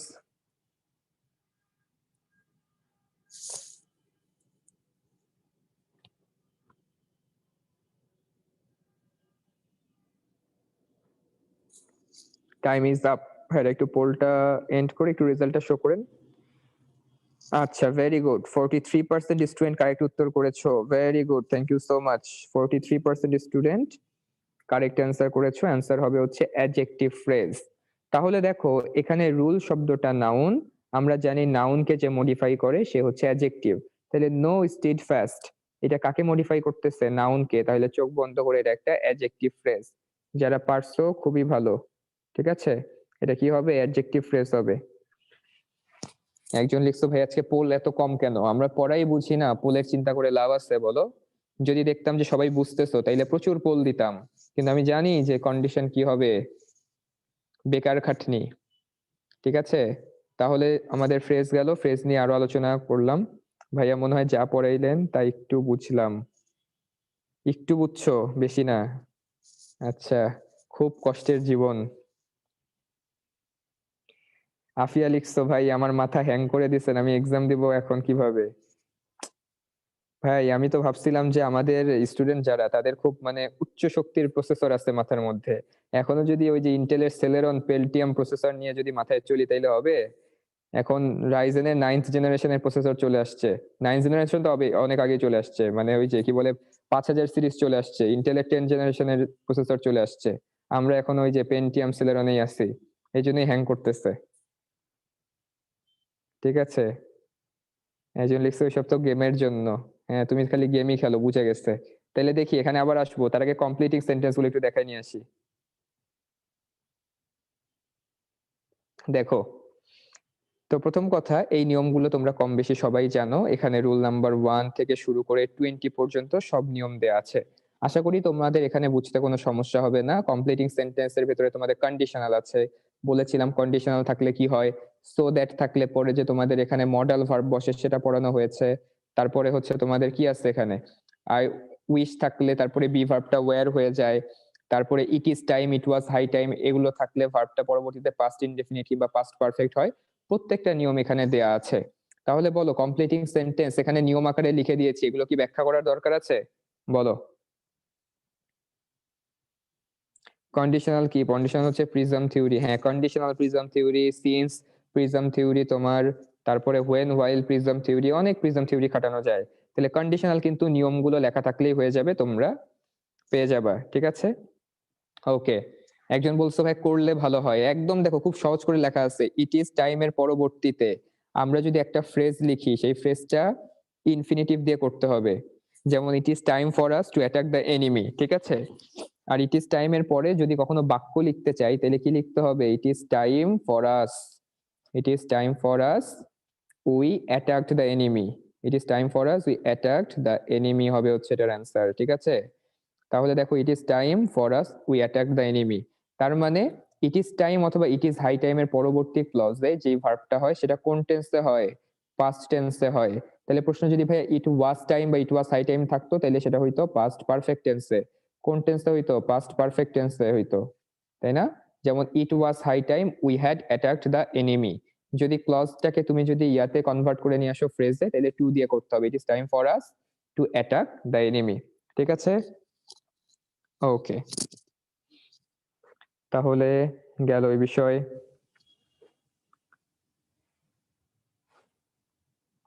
ভাইয়া পার্সোনাল অবজেক্ট কি? ভাই পার্সোনাল অবজেক্ট এটা তো আগের ক্লাসে বলছিলাম। তারপরে দেখো এখানে past indefinite as if as though থাকলে আমরা জানি অ্যাজ ইফ অ্যাজ দো, এটা কোন থিওরি বলো তো? অ্যাজ ইফ অ্যাজ দো এটা কি সমতল দর্পণ থিওরি নাকি প্রিজম থিওরি? এটা প্রিজম থিওরি। ঢুকবে সোজা হয়ে, বের হইবে বেঁকা হয়ে, ঢুকলো সোজা হয়ে, বের হইলো বেঁকা হয়ে। তাহলে অ্যাজ ইফ অ্যাজ দোর আগে যদি হচ্ছে প্রেজেন্ট ইনডেফিনিট টেন্স থাকে, বের হবে কি দিয়ে? বের হবে পাস্ট ইনডেফিনিট দিয়ে। যদি ঢোকে পাস্ট ইনডেফিনিট হয়ে, বের হবে কি দিয়ে? পাস্ট পারফেক্ট হয়ে বের হবে। ঠিক আছে, তাহলে প্রিজম থিওরি। তাহলে সব কিছুর ঊর্ধ্বে কোন থিওরি? Prism theory. ঠিক আছে, ওকে। আচ্ছা, আসিফ খুব খুশি হয়ে গেছে অ্যাজ ইফ লিখতে, যে আসিফ লিখে ফেলছি। ঠিক আছে, তো যাই হোক, জীবনে অনেক মানুষকে খুশি করছি, অ্যাজ ইফ অ্যাজ দো লিখতে যে আসিফ বলে ফেলছি, তোমাদের তো বুঝাইতে পারলাম না। এখন তোমাদেরকে খুশি করার জন্য নাম লেখা কিংবা নাম বলা ছাড়া তো আর কোনো ওয়ে দেখতেছি না ভাইয়া পুরা। বলো কি করা যায় তাইলে? কমপ্লিটিং সেন্টেন্স তো এগুলো দেখে নিবা, তাইলে প্রশ্ন কি আজকে? একটু বেশি প্রশ্ন নেই তোমাদের, দরকার হইলে প্রশ্নের মধ্যে দিয়ে রিক্যাপ করবো তোমাদের কি কি কনফিউশন। তো কিছু হ্যান্ড রেজ নেই আমরা।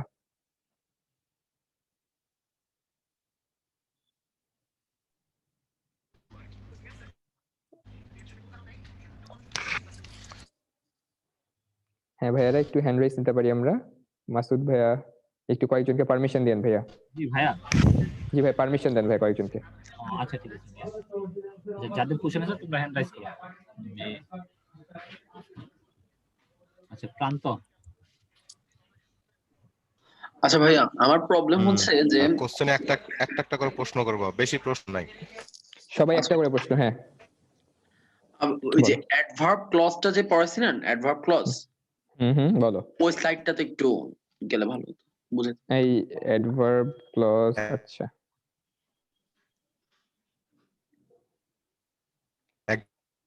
এই যে অ্যাডভার্ব ক্লজ ভাই বলো। না ভাই এর ইয়াতে যেটাতে রুল আকারে লেখা আছে এরপরে, অ্যাডভার্ব ক্লজ, হ্যাঁ এই হ্যাঁ তো, বলো। এই যে এখানে বলা হয়েছে যে এই যে ইয়াটা তুলনামূলক মানে অ্যাডভার্ব ক্লজ অফ ডিগ্রি যেটা, সেটা এস দিয়েও শুরু হতে পারে। তো এস দিয়ে কিভাবে শুরু হয় সেটা একটু বুঝি নাই। এটা এস দিয়ে শুরু হতে কারণ বুঝে আমরা জানি।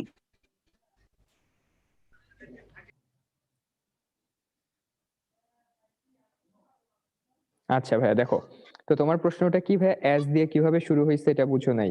দেখো মানে তোমার he is an stupid as he is lazy, তো এখানে তোমার হচ্ছে কি বলে, ঠিক তুলনা না, মানে দুটো বিষয়ের ভিতরে তুলনা কিন্তু দুই রকমের তুলনা হয়। একটা মানে তোমার সাথে আমার কম বেশি কি, এটা এক ধরনের তুলনা, আর তার নিজের সাথে তুলনা, সে কেমন। He is as stupid as he is lazy, ঠিক আছে, তার দুটো গুণের ভিতরে এখানে কথা বলা হচ্ছে, সে লেজি এবং একই সাথে সে স্টুপিড। দ্যাট ইজ ওয়াই এখানে তুলনা বুঝাইতে দেন ব্যবহৃত হতে পারে, যেটা একটা কম একটা বেশি, আর এখানে তারই দুটো গুণের ভিতরে তুলনা করা হচ্ছে, দ্যাট ইজ ওয়াই এখানে তোমার অ্যাজ শব্দটা বসছে। তো দেনের বদলে তোমার অ্যাজ এখানে বসতেই পারে, এটাতে কোনো সমস্যা নাই। Okay next one. এরপরে ভাইয়া অন্য একজনকে পারমিশন দেন। মারিয়া, তোমাকে পারমিশন দেওয়া হয়েছে, বলো। আসসালামু আলাইকুম ভাইয়া। হ্যাঁ ওয়ালাইকুম সালাম, কি প্রশ্ন? আমাকে ফ্রেজ আর ক্লজের মধ্যে ডিফারেন্সটা একটু বুঝিয়ে দিবেন? আচ্ছা, ফ্রেজ আর ক্লজের ভিতরে ডিফারেন্স হচ্ছে, ফ্রেজে তোমার একাধিক শব্দ থাকে। ফ্রেজে কি থাকে? একাধিক শব্দ, এখানে লেখাই আছে। ফ্রেজে কোনো সাবজেক্ট থাকে না, ফ্রেজে কোনো ফাইনাইট ভার্ব থাকে না, ফাইনাইট ভার্ব থাকলেও তার জন্য কোনো সাবজেক্ট থাকে না, ব্যাপারটা এরকম। আর ক্লজ কি? ক্লজ মানে হচ্ছে একটা বাক্য। তুমি কখনো একটা ফ্রেজ বলে তোমার মনের কথা বুঝাইতে পারবা? একটা ফ্রেজ বলে তুমি যদি বলো টু টেল আ লাই, তোমার কিছু হইলো? হইলো না। কিন্তু তুমি যদি বলো to tell a lie is a great sin, তার মানে কি এটা একটা বাক্য হয়ে গেল। তখন তুমি এটাকে বলতে পারো একটা প্রিন্সিপাল ক্লজ, অর্থাৎ এক কথায় ক্লজ একটা বাক্য, ফ্রেজ মানে হচ্ছে একাধিক শব্দ। বুঝা গেছে? হ্যাঁ ভাইয়া বুঝতে পারছি। Okay next one. Okay welcome. Next হচ্ছে সুমাইয়া, তুমি আনমিউট করে কোশ্চেন করো ভাইয়া। বাবলা জি ভাইয়া। ডিসকানেক্টেড হয়ে গেছিলাম একটু। আচ্ছা ভাই সমস্যা নেই ভাইয়া। আচ্ছা আমি অ্যানসার দিচ্ছি। সুমাইয়া, তুমি আনমিউট করে কোশ্চেন করো। নেক্সট তাসফিয়া তাসনিম। ভাইয়া আসসালামু আলাইকুম। ওয়ালাইকুম আসসালাম, তোমার প্রশ্নটা বলো ভাইয়া। ভাইয়া আমি ভার্বাল ফ্রেজটা বুঝি নাই। আচ্ছা, আমরা ভার্বালের কাছ থেকে ফ্রেজটা হটায় রেখে আমরা প্রথমে চেষ্টা করি ভার্বাল কি জিনিস সেটা বুঝতে। তুমি ভার্বাল বলতে কি বুঝো বলো? স্যার ভাইয়া বুঝি নাই ওইভাবে। আচ্ছা ঠিক আছে, তাহলে শোনো, ভার্বালের সংজ্ঞা আগে শোনো, তারপর ভার্বাল ফ্রেজে যাচ্ছি পরে। হ্যাঁ, ভার্ব থেকে জন্ম হয়ে যে শব্দগুলা ভার্বের কাজ করে না তাকে ভার্বাল বলে। ভার্ব থেকে জন্ম হওয়ার পরেও যেগুলা ভার্বের কাজ করে না তাদেরকে কি বলা হয়? ভার্বাল বলা হয়। ভার্বাল বলে। যেমন ইনফিনিটিভ, যেমন জিরান, যেমন পার্টিসিপল, এগুলোকে আমরা কি বলি? ভার্বাল। ভার্বাল বলি। আচ্ছা, এই ভার্বালের সাথে যদি প্রিপোজিশনাল ফ্রেজ বা একটা ভার্বের অবজেক্ট যোগ হয় তখন এটাকে সব মিলিয়ে বলা হয় ভার্বাল ফ্রেজ। যেমন দেখো, walking is good for health, এটা হচ্ছে শুধু verbal. Walking is good for health, এটা হচ্ছে শুধু ভার্বাল। আমি যদি বলি যে walking in the field is good for health, তখন ওয়াকিং ইন দ্য ফিল্ডে যে প্রিপোজিশনাল ফ্রেজ যোগ হয়েছে ইন দ্য ফিল্ড একসাথে, এটা সব মিলায়া হচ্ছে ভার্বাল ফ্রেজ। ঠিক আছে? জি টু ভাইয়া। স্লিপ ইজ কমফোর্টেবল, আমি যদি বলি যে to sleep at night is comfortable, তাহলে টু স্লিপ ইনফিনিটিভ আর টু স্লিপ অ্যাট নাইট, এটা সব মিলায়া হচ্ছে ভার্বাল ফ্রেজ। এখন বলো, জি তোমার ভাইয়া। কাছে কি বিষয়টা ক্লিয়ার? আচ্ছা okay, thank you. Next Tasfia Tasnim. আসসালামু আলাইকুম ভাইয়া। ওয়ালাইকুম আসসালাম।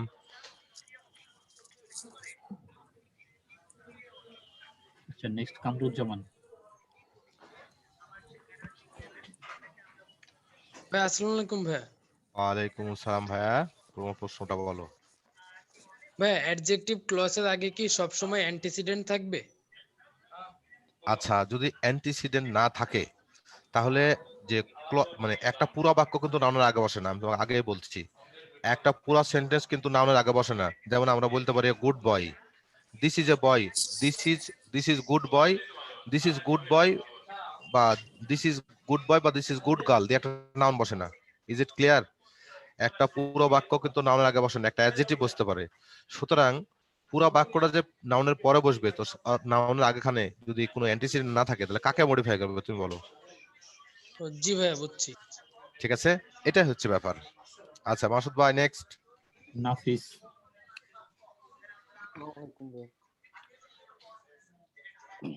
কোঅর্ডিনেট আর প্রিন্সিপাল ক্লজের ডিফারেন্সটা কি ভাই? হাফিজ ভাইয়া তোমার কথা শুনতে পাচ্ছি না, প্লিজ ভাইয়া একটু জোরে বলো। ভাইয়া হ্যালো, হ্যাঁ ভাইয়া একটু জোরে বলো নাফিস। কোঅর্ডিনেট আর প্রিন্সিপাল ক্লজের ডিফারেন্সটা কি ভাই? আচ্ছা, প্রিন্সিপাল ক্লজ থাকা মানে ওর সাথে একটা সাবঅর্ডিনেট ক্লজ থাকবে। ভালো করে শুনো, একটাকে তুমি যখন প্রিন্সিপাল বলবা তোমাকে সঙ্গে সঙ্গে তোমাকে ধরে নিতে হবে তুমি আরেকটার সাথে তুলনা করে বলতেছো, তাহলে আরেকটা সাবঅর্ডিনেট থাকবে। অর্থাৎ প্রিন্সিপাল এবং সাবঅর্ডিনেট কমপ্লেক্স ক্লজ, কমপ্লেক্স সেন্টেন্সে থাকে। আর কোঅর্ডিনেট মানে দুই দিকের ক্লজেরই মান মর্যাদা সমান, কেউ সাবঅর্ডিনেট না, কেউ অধীন না, কেউ মূল না, দুই দিকে সমান অধিকার। এই ক্ষেত্রে হচ্ছে কোঅর্ডিনেট বলা হয়, যেটা কম্পাউন্ড সেন্টেন্সে থাকে। আশা করি উত্তরটা পেয়েছো। ভাইয়া আইনালকে কনগ্রাচুলেশন জানাতে ভুলবেন না। আচ্ছা ঠিক আছে ভাইয়া, ওকে ভাইয়া, থ্যাংক ইউ। নেক্সট রেহান। আসসালামু আলাইকুম ভাইয়া। ওয়ালাইকুম আসসালাম ভাইয়া। ভাইয়া একটা জায়গায় ছিল ভাই, ওই যে আপনার একটা কোন একটা মানে নাউন ফ্রেজে সম্ভবত ভাই একটা জিনিস মানে বাবলা ভাইয়া পড়াইছিল যে মানে কোনটা একটা শুরুতে বসে আর একটা শেষে বসে ভাই, ওই জিনিসটা একটু কনফিউশন রয়ে গেছে আমার।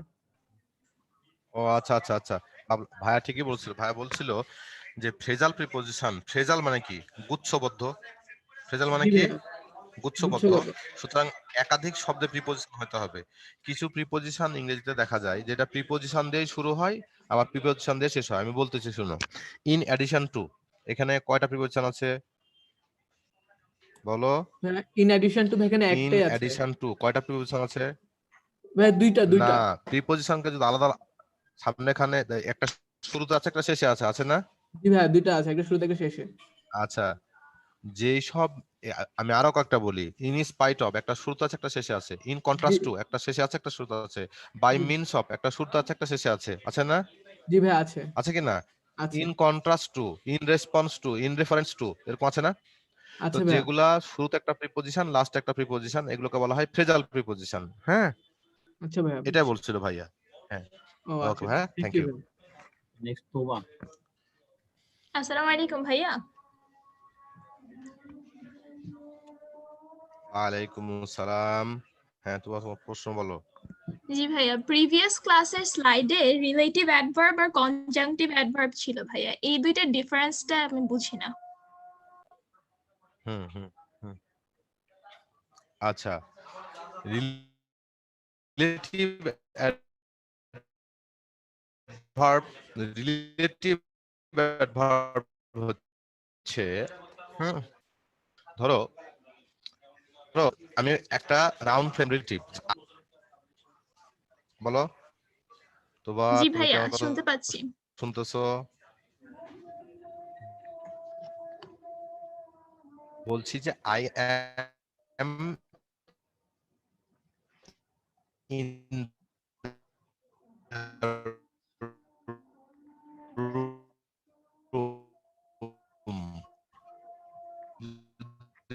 বললি, তাহলে ইন কার পাশে বসে আছে? এম এর পাশে না? জি হ্যালো, শুনতেছেন জি মাসুদ ভাই? জি আচ্ছা ভাইয়া। তোবা, আমি যেটা বলতেছি, আমার বাক্যটা শুনেছো? I am in the room. জি ভাইয়া। হ্যাঁ হ্যাঁ, ভাই একটু শুনতে পাচ্ছিল না মনে হচ্ছে কেউ। তোবা I am in the room, এখানে ইন দা রুম একটা অ্যাডভার্ব না? জি ভাইয়া আমি যদি অ্যাডভার্ব। বলি যে I am in the room where our family lives, তাহলে এটা রিলেটিভ অ্যাডভার্ব হয় না? জি অ্যাডভার্ব হয় কি না? জি ভাইয়া। তুমি না, শুধু অ্যাডভার্ব না, সামনে এখানে ইন দা রুম কে মডিফাই করতেছে, সেও তো অ্যাডভার্ব। তুমি কি ব্যাপারটা বুঝতেছো? সামনে এখানে একটা প্লেস আছে না? যেমন জি ধরো ভাইয়া place. We are playing in the field, আমরা মাঠে খেলতেছি, তো এটা উত্তর কি? কোথায় খেলতেছি? কোথায়? জি। তাহলে হাউ এর উত্তর, হোয়ার এর উত্তর কি? হোয়ার, হোয়েন এগুলোর উত্তর হচ্ছে অ্যাডভার্ব। Field. এবার দেখো ওই প্লেসটার পরে আমরা এখন একটা জিনিস ইউজ করব যে we are playing in the field where there are so many children.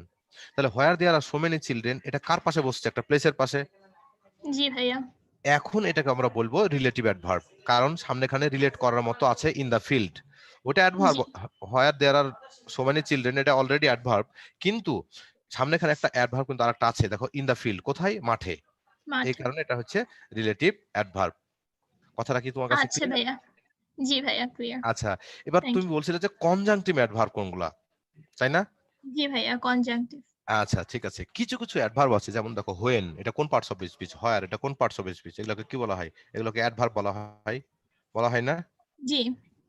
তো আমি যদি বলি হ্যাঁ যে this is the place, this is the place where I live, তো এই হোয়ারটা যদি না দিতাম তাহলে এই আই লিভ এতটুকু অংশকে যোগ করা আমার পক্ষে সম্ভব হতো?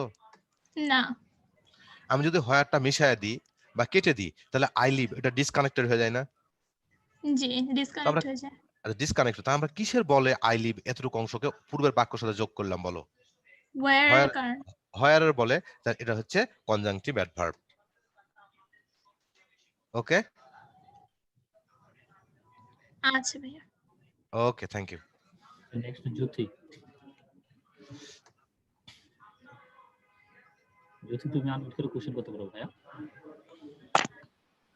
তো হ্যাঁ জ্যোতি, তোমাকে শুনতে পাচ্ছি। ও, ভাই আমার প্রশ্ন ছিল রাইট ফ্রম ভার্ব থেকে। আচ্ছা বলো। এখানে একটা সেন্টেন্স আছে বইতে, রামা মা অ্যারাইভড হিয়ার। ভাই এখানে অ্যারাইভড ব্র্যাকেটে যাচ্ছে আর অ্যানসার এনজিমা অ্যারাইভড হিয়ার। ভাই এখানে আর অ্যারাইভড লিখতে পারি না? তোমার কথাটা আমি আসলে ক্লিন মানে মাঝে মাঝে শুনতে পাচ্ছি না, তুমি যদি কষ্ট করে আর একবার বলতে তো ভালো হতো তাহলে। ঠিক আছে, আরেকবার বলছি। হ্যাঁ হ্যাঁ। এখানে রামা এনজিমা অ্যারাইভড হিয়ার। ভাই এখানে অ্যারাইভডটা আছে আর অ্যানসার রামা এনজিমা হ্যাভ অ্যারাইভড হিয়ার। আমি কি এখানে হ্যাভ অ্যারাইভড এর জায়গায় আর অ্যারাইভিং দিতে পারি? ও আচ্ছা আচ্ছা, ওকে। আচ্ছা দেখো, আমরা যখন কন্টিনিউয়াস কোনো টেন্স ইউজ করি তখন আমাদের একটা শর্ত আছে যে আমাদেরকে একটা এমন অ্যাডভার্ব অফ টাইমের সিগন্যাল থাকতে হবে। যেমন এখানে যদি থাকতো যে দিস মোমেন্ট বা দিস মোমেন্ট বা নাও, হ্যাঁ, বা রিসেন্টলি বা এট কারেন্ট মোমেন্ট, এরকম যদি একটা ফ্রেজ থাকতো যেটা টাইম উল্লেখ করছে, তখন আমরা কন্টিনিউয়াস টেন্স করতে পারতাম। কোনো প্রসঙ্গ ছাড়া হুদায় কন্টিনিউয়াস টেন্স করা যায় না। ব্যাপারটা বুঝেছো? হুম, একটা টাইমের ইন্ডিকেশন ওখানে থাকা লাগে। যেমন nowadays people are getting a smart, বা কলেজ স্টুডেন্টস আর school students are getting a smart. তো নাওএডেজ আছে না, এই নাওএডেজ দেখে আমি এখানে মানে কন্টিনিউয়াস টেন্স করছি। এরকম একটা টাইমের, এরকম একটা টাইম রিলেটেড কোন একটা ফ্রেজ থাকা লাগবে যেটা দেখে আমরা কন্টিনিউয়াস টেন্স করি। তাছাড়া কন্টিনিউয়াস টেন্স প্রসঙ্গ ছাড়া আমরা হুদায় করতে পারি না। ক্লিয়ার? হ্যাঁ ভাইয়া, থ্যাংক ইউ ভাইয়া, আসসালামু আচ্ছা, আলাইকুম। ওয়ালাইকুম আসসালাম। নেক্সট অভ্রা। অভ্রা তুমি আনমিউট করে কোশ্চেন করতে পারো। জি আসসালামু আলাইকুম ভাইয়া। ওয়ালাইকুম আসসালাম ব্রো, ভাইয়া ভালো আছো? জি ভাইয়া ভালো আছি ভাইয়া। ভাইয়া ওই যে ভার্বাল ফ্রেজটা ভাইয়া একটু বুঝাইলে ভালো হবে, আমার নেটের সমস্যা হচ্ছিল তো শোনা যাচ্ছিল আচ্ছা না। ঠিক আছে, তো ভার্বাল ফ্রেজটা বোঝার আগে ব্রো আমরা একটু ভার্বাল বোঝার চেষ্টা করি। আচ্ছা হুম, জি ভাই। ভার্বাল হচ্ছে, এর সংজ্ঞা হচ্ছে যে যে জিনিস ভার্ব থেকে জন্ম হলেও ভার্বের ভার্বের কাজ না করে অন্য কোনো পার্টস অফ স্পিচের কাজ করে তাকে আমরা ভার্বাল বলি। তোমার কাছে এতটুকু ক্লিয়ার? আচ্ছা, যেমন জি দেখো ভাইয়া। ইনফিনিটিভ, জিরান, পার্টিসিপল, এই তিনটাকে আমরা কি বলি? ভার্বাল বলি। হুম, জি ভাই। তো এই ভার্বালের সাথে যখন অন্য কিছু যোগ হয় তখন এটা ভার্বাল ফ্রেজ হয়ে যায়। যেমন আমি তোমাকে দুইটা বাক্য যদি বলি, হুম, যে swimming is fun, swimming is fun, সাঁতার কাটা একটা জি মজা। ভাই। এখানে জি ভাই। সুইমিং একা আছে না, জি ভাই। তাহলে এখানে শুধু ভার্বাল আছে। এখন আমি যদি যোগ করি সুইমিং এর পাশে, swimming in the river is fun, তাহলে সুইমিং এর পাশে যোগ হচ্ছে in the river, in the যোগ হয় রিভার। নাই, তাহলে জি সুইমিং ভাই। ইন দা রিভার একসাথে মিলে হয় ভার্বাল ফ্রেজ।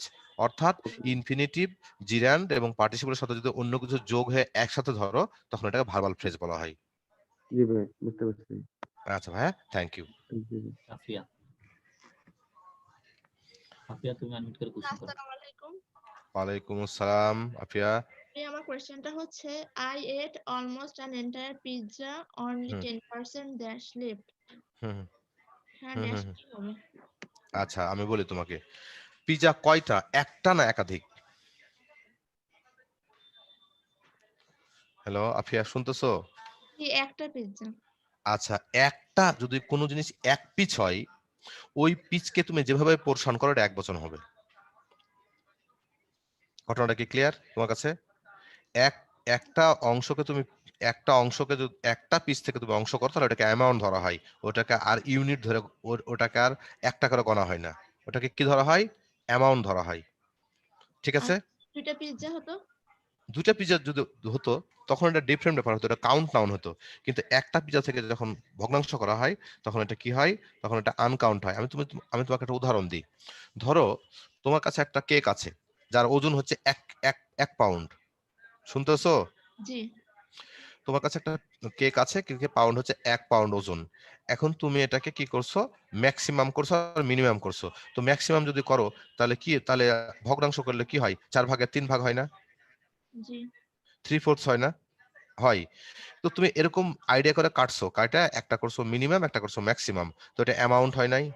একটা কেক থেকে আরেকটা পূর্ণ কেক বার হয় নাকি টুকরা বার হয়? টুকরা। হ্যাঁ, তাহলে এগুলো হচ্ছে অ্যামাউন্ট।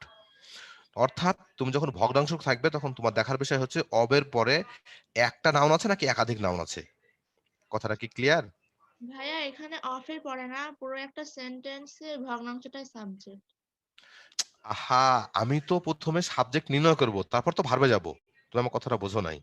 আমি বলতে চাইছি যে আমাদের তো ভার্বের কাজটা পরে, আগে তো সাবজেক্টটা নির্ণয় করতে হবে আমাকে, তাই না? তো আমি সাবজেক্টটা নির্ণয় করার জন্য অবের পরের অংশে যে নাউনটা আছে সেই নাউনটা দেখে আমি পূর্বের ভগ্নাংশটা এক বচন হবে না বহু বচন হবে এটা বুঝে নেব। একটা পিজা আছে, তখন তুমি ধরবা যে তোমার ভগ্নাংশটা হচ্ছে এক বচন।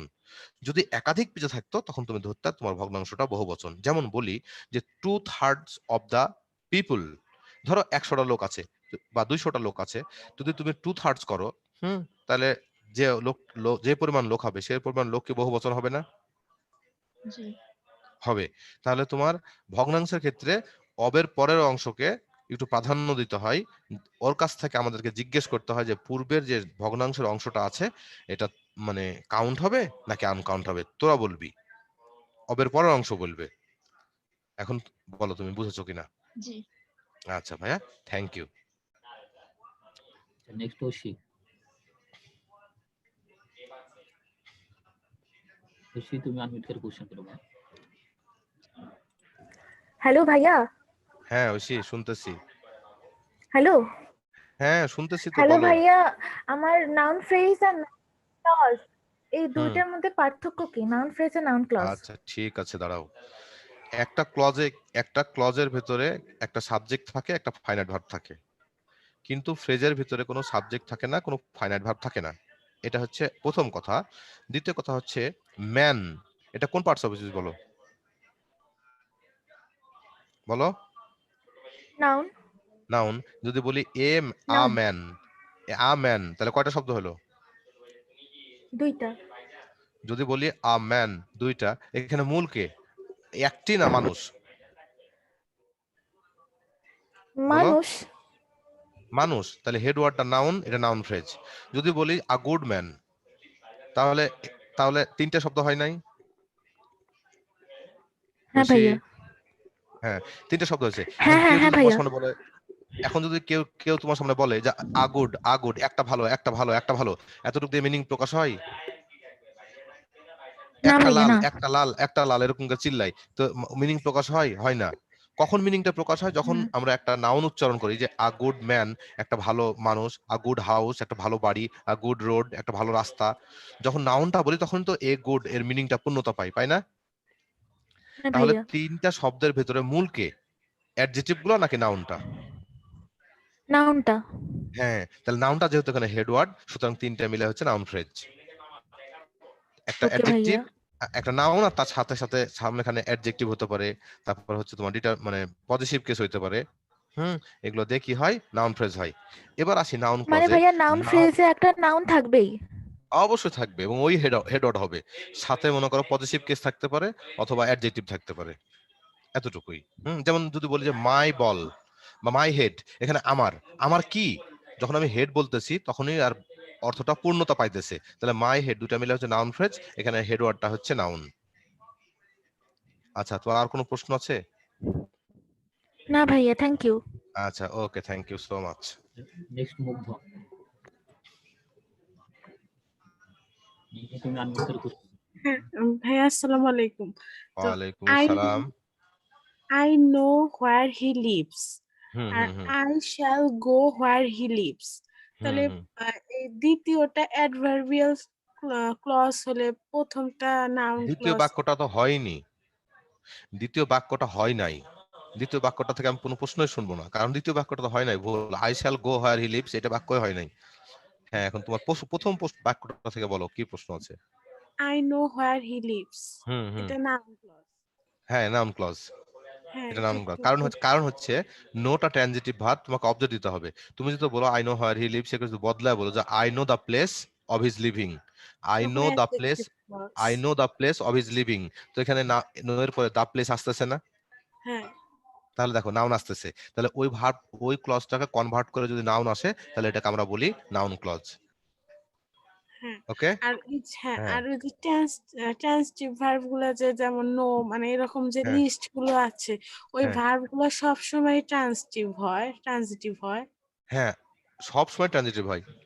আমি তোমাকে একটা উদাহরণ দিই, দেখো, তুমি এক জায়গাতে গেছো, হুম, তোমাকে একজন প্রস্তাব দিছে যে খাও। এখন তোমার প্রশ্ন হবে যে কি খাবো, হবে না? হ্যাঁ, হ্যাঁ হবে। তোমাকে যদি বলে নাও, এখন তুমি কি নিবা দেখতে পাচ্ছ না, তুমি জিজ্ঞেস করবা যে কি নিবো, জিজ্ঞেস হ্যাঁ করবা কেউ?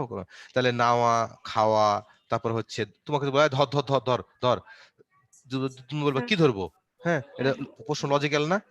হ্যাঁ এই হ্যাঁ কি এর বুঝতে উত্তরটা হচ্ছে, এই কি এর উত্তরটা হচ্ছে অবজেক্ট। তো এই সমস্ত ভাবের পরে যখন পুরো একটা সেন্টেন্স বসে, তখন এই সেন্টেন্সটা নাউনের কাজ করে।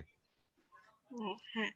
আরেকটা প্রশ্ন হলো, অক্সিলারি ভার্ব গুলা ফাইনাইট বা নন ফাইনাইট ভার্ব নির্ণয় করা যায় না। যেমন I auxiliary am verb, going, I কে বললো ফাইনাল, অক্সিলারি মানে ভার্ব আই হচ্ছে মানে ধর am. I shall do the, I should do the work, এখানে হ্যাঁ, শুড ফাইনাইট না নন না, ফাইনাইট? এগুলো এগুলো হচ্ছে মডাল অক্সিলারি, এগুলো হচ্ছে মডাল অক্সিলারি। মডাল অক্সিলারি হচ্ছে অলওয়েজ মডাল অক্সিলারি, এটা ফাইনাইট, এটা এগুলো হচ্ছে ফাইনাইটের ভিতরে পড়ে। এগুলো ফাইনাইট নন ফাইনাইট নাই, এগুলো মডাল মডাল, কারণ এর পরে বেস ফর্ম বসে। কিন্তু এম ইজ আর ওয়াজ আর এগুলো হচ্ছে finite, am is are was আর যেগুলো প্রাইমারি এগুলো ফাইনাইট। হ্যাঁ, আই আর এম মডাল এরকম। গোয়িং, হ্যাঁ, হ্যাঁ I am going to school, এখানে কোনটা এখানে হচ্ছে ফাইনাইট? এম ফাইনাইট আর গোয়িং হচ্ছে নন ফাইনাইট। নন ফাইনাইট, ইং হ্যাঁ। ফর্ম, নন ফাইনাইট হয়। আর যেগুলো প্রাইমারি অক্সিলারি যেমন am is are was were, এগুলো হচ্ছে ফাইনাইট। হ্যাঁ, আর I shall do the work, এখানে ডু ও নন ফাইনাইট না, হতে পারে না। এখানে না, এখানে ডু ফাইনাইট, এখানে ডু হ্যাঁ ফাইনাইট, মডেলের পর যেটা থাকবে সেটা ফাইনাইট। হ্যাঁ, ফাইনাইট ধরা হয়, বেস আচ্ছা, ফর্ম ধরা হয়। শুদ্ধ। আসসালামু আলাইকুম ভাইয়া। ওয়ালাইকুম আসসালাম ভাইয়া। আচ্ছা ভাই, কমপ্লিমেন্ট যদি ক্লোজ হয়ে বসে তাহলে কমপ্লিমেন্ট মানে ওই ক্লোজটা কোন হ্যাঁ, ক্লোজ হবে? আচ্ছা, আমি তোমাকে একটা বাক্য বলি, তুমি বাক্যটা শোনো। হ্যাঁ, হুম, the man is, the man is home I wanted, এই লোকই সে লোক যাকে আমি চাইছিলাম। তো এখানে যদি আমরা লিখি the man equal to home I wanted, এটা কি ভুল হবে? শুদ্ধ। The man is, the man is who I wanted, এই সেই মানুষ যাকে আমি চেয়েছিলাম। হুম, না ভাই, দুইটাই একই ব্যক্তি। হ্যালো ভাই, তুমি না কি ভাই, শুনতে শুনতেছো? পাচ্ছি, শুনতে পাচ্ছি। বলছি, আমি একটা বাক্য বলেছি তোমাকে, the man is who I wanted, এই লোকই সেই লোক যাকে আমি চেয়েছিলাম। তো এখানে আমরা লিখতে পারি না যে the man equal to who I wanted? হ্যাঁ ভাই, লিখতে পারি। হ্যাঁ, তাহলে দি ম্যান যেহেতু ইকুয়াল টু লিখতে পারি, তো দি ম্যান কোন parts of speech? Noun. Noun, তাহলে ওই পারে ক্লজটা হচ্ছে নাউন। তাহলে ভাই, ঠিক আছে, কমপ্লিমেন্টের ক্লোজ কি সবসময় নাউনই হবে? হ্যাঁ, কমপ্লিমেন্টের ক্লজ সবসময় নাউন হবে, তবে কমপ্লিমেন্ট অ্যাডজেক্টিভও হতে পারে, কিন্তু যখন তুমি ক্লজে পরিণত করবা তখন এটা নাউন ক্লজ হবে, ক্লজ আচ্ছা দিয়ে ভাই, লিখলে। আরেকটা প্রশ্ন ছিল ভাই, আচ্ছা, অ্যাজ হ্যাঁ, সুন অ্যাজ প্লাস হুম, যদি সিম্পল সেন্টেন্স হয়, সেটা কি আমি হ্যাঁ, নো সুন আর ডু দিয়ে করলে কি হবে না না? না না না, নো সুনার দিয়ে করলে তোমার মানে নো সুনার দিয়ে করা মানে আরেকটা বাক্য যোগ করা, তাহলে কি সিম্পল সেন্টেন্স হয়? তুমি মানে ইমিডিয়েটলি দুধে করবো। না, তুমি নো সোনার দিয়ে করা মানে দুটো বাক্য লিখতে হবে তোমাকে, তাহলে সিম্পল সেন্টেন্স হলো কেমনে? না ভাই, মানে কি? as soon as plus simple sentence plus আরেকটা সেন্টেন্স আছে পরে। হ্যাঁ হ্যাঁ, তো তুমি ওটা কি ও হ্যাঁ, তাহলে তাহলে হবে, ঠিক আছে, তাহলে হবে। আমি ভাবছিলাম যে তুমি সিম্পল সেন্টেন্স করার কথা বলতেছো। না আমি হ্যাঁ সেটা হবে, প্রথম সেটা বলছিলাম। না হবে, এটা হবে। ও ঠিক আছে ভাই। আচ্ছা হ্যাঁ, থ্যাংক আসসালামু ইউ। ওয়ালাইকুম তো আসসালাম। ভাইয়া তোমাদের শেষ করতে হবে, আমাদের হাতে আর কোশ্চেন নাই। আচ্ছা ঠিক আছে ভাই, ওকে। ওকে ভাই, ধন্যবাদ। আচ্ছা, সাইফ সাইফের প্রথমে একটু বলি, সেটা হচ্ছে তুমি যদি তোমার কিউ&এ এবং চ্যাট বক্সে আমি কিছু মানে কমেন্ট দেখছি, এগুলো হচ্ছে নেক্সট টাইমে করলে আমি কিন্তু তোমার গার্ডিয়ানকে ফোন দিব। প্রথমবার থেকে তোমাকে আমি সাবধান করে দিলাম। আর যেটা হচ্ছে তুমি বলছো যে ফ্রি ক্লাসে রেজিস্ট্রেশন করবে কিনা, সেটা হচ্ছে তুমি www.football.com থেকে তুমি এখান থেকে তুমি ফ্রি ক্লাসের রেজিস্ট্রেশনটা করে দিবা। ঠিক আছে, তাহলে আজকের ক্লাসটা এই পর্যন্তই। সবাই ভালো থাকো, সুস্থ থাকো। তোমাদের সাথে আবার নেক্সট ক্লাসে কথা হবে। আল্লাহ হাফেজ, আসসালামু আলাইকুম।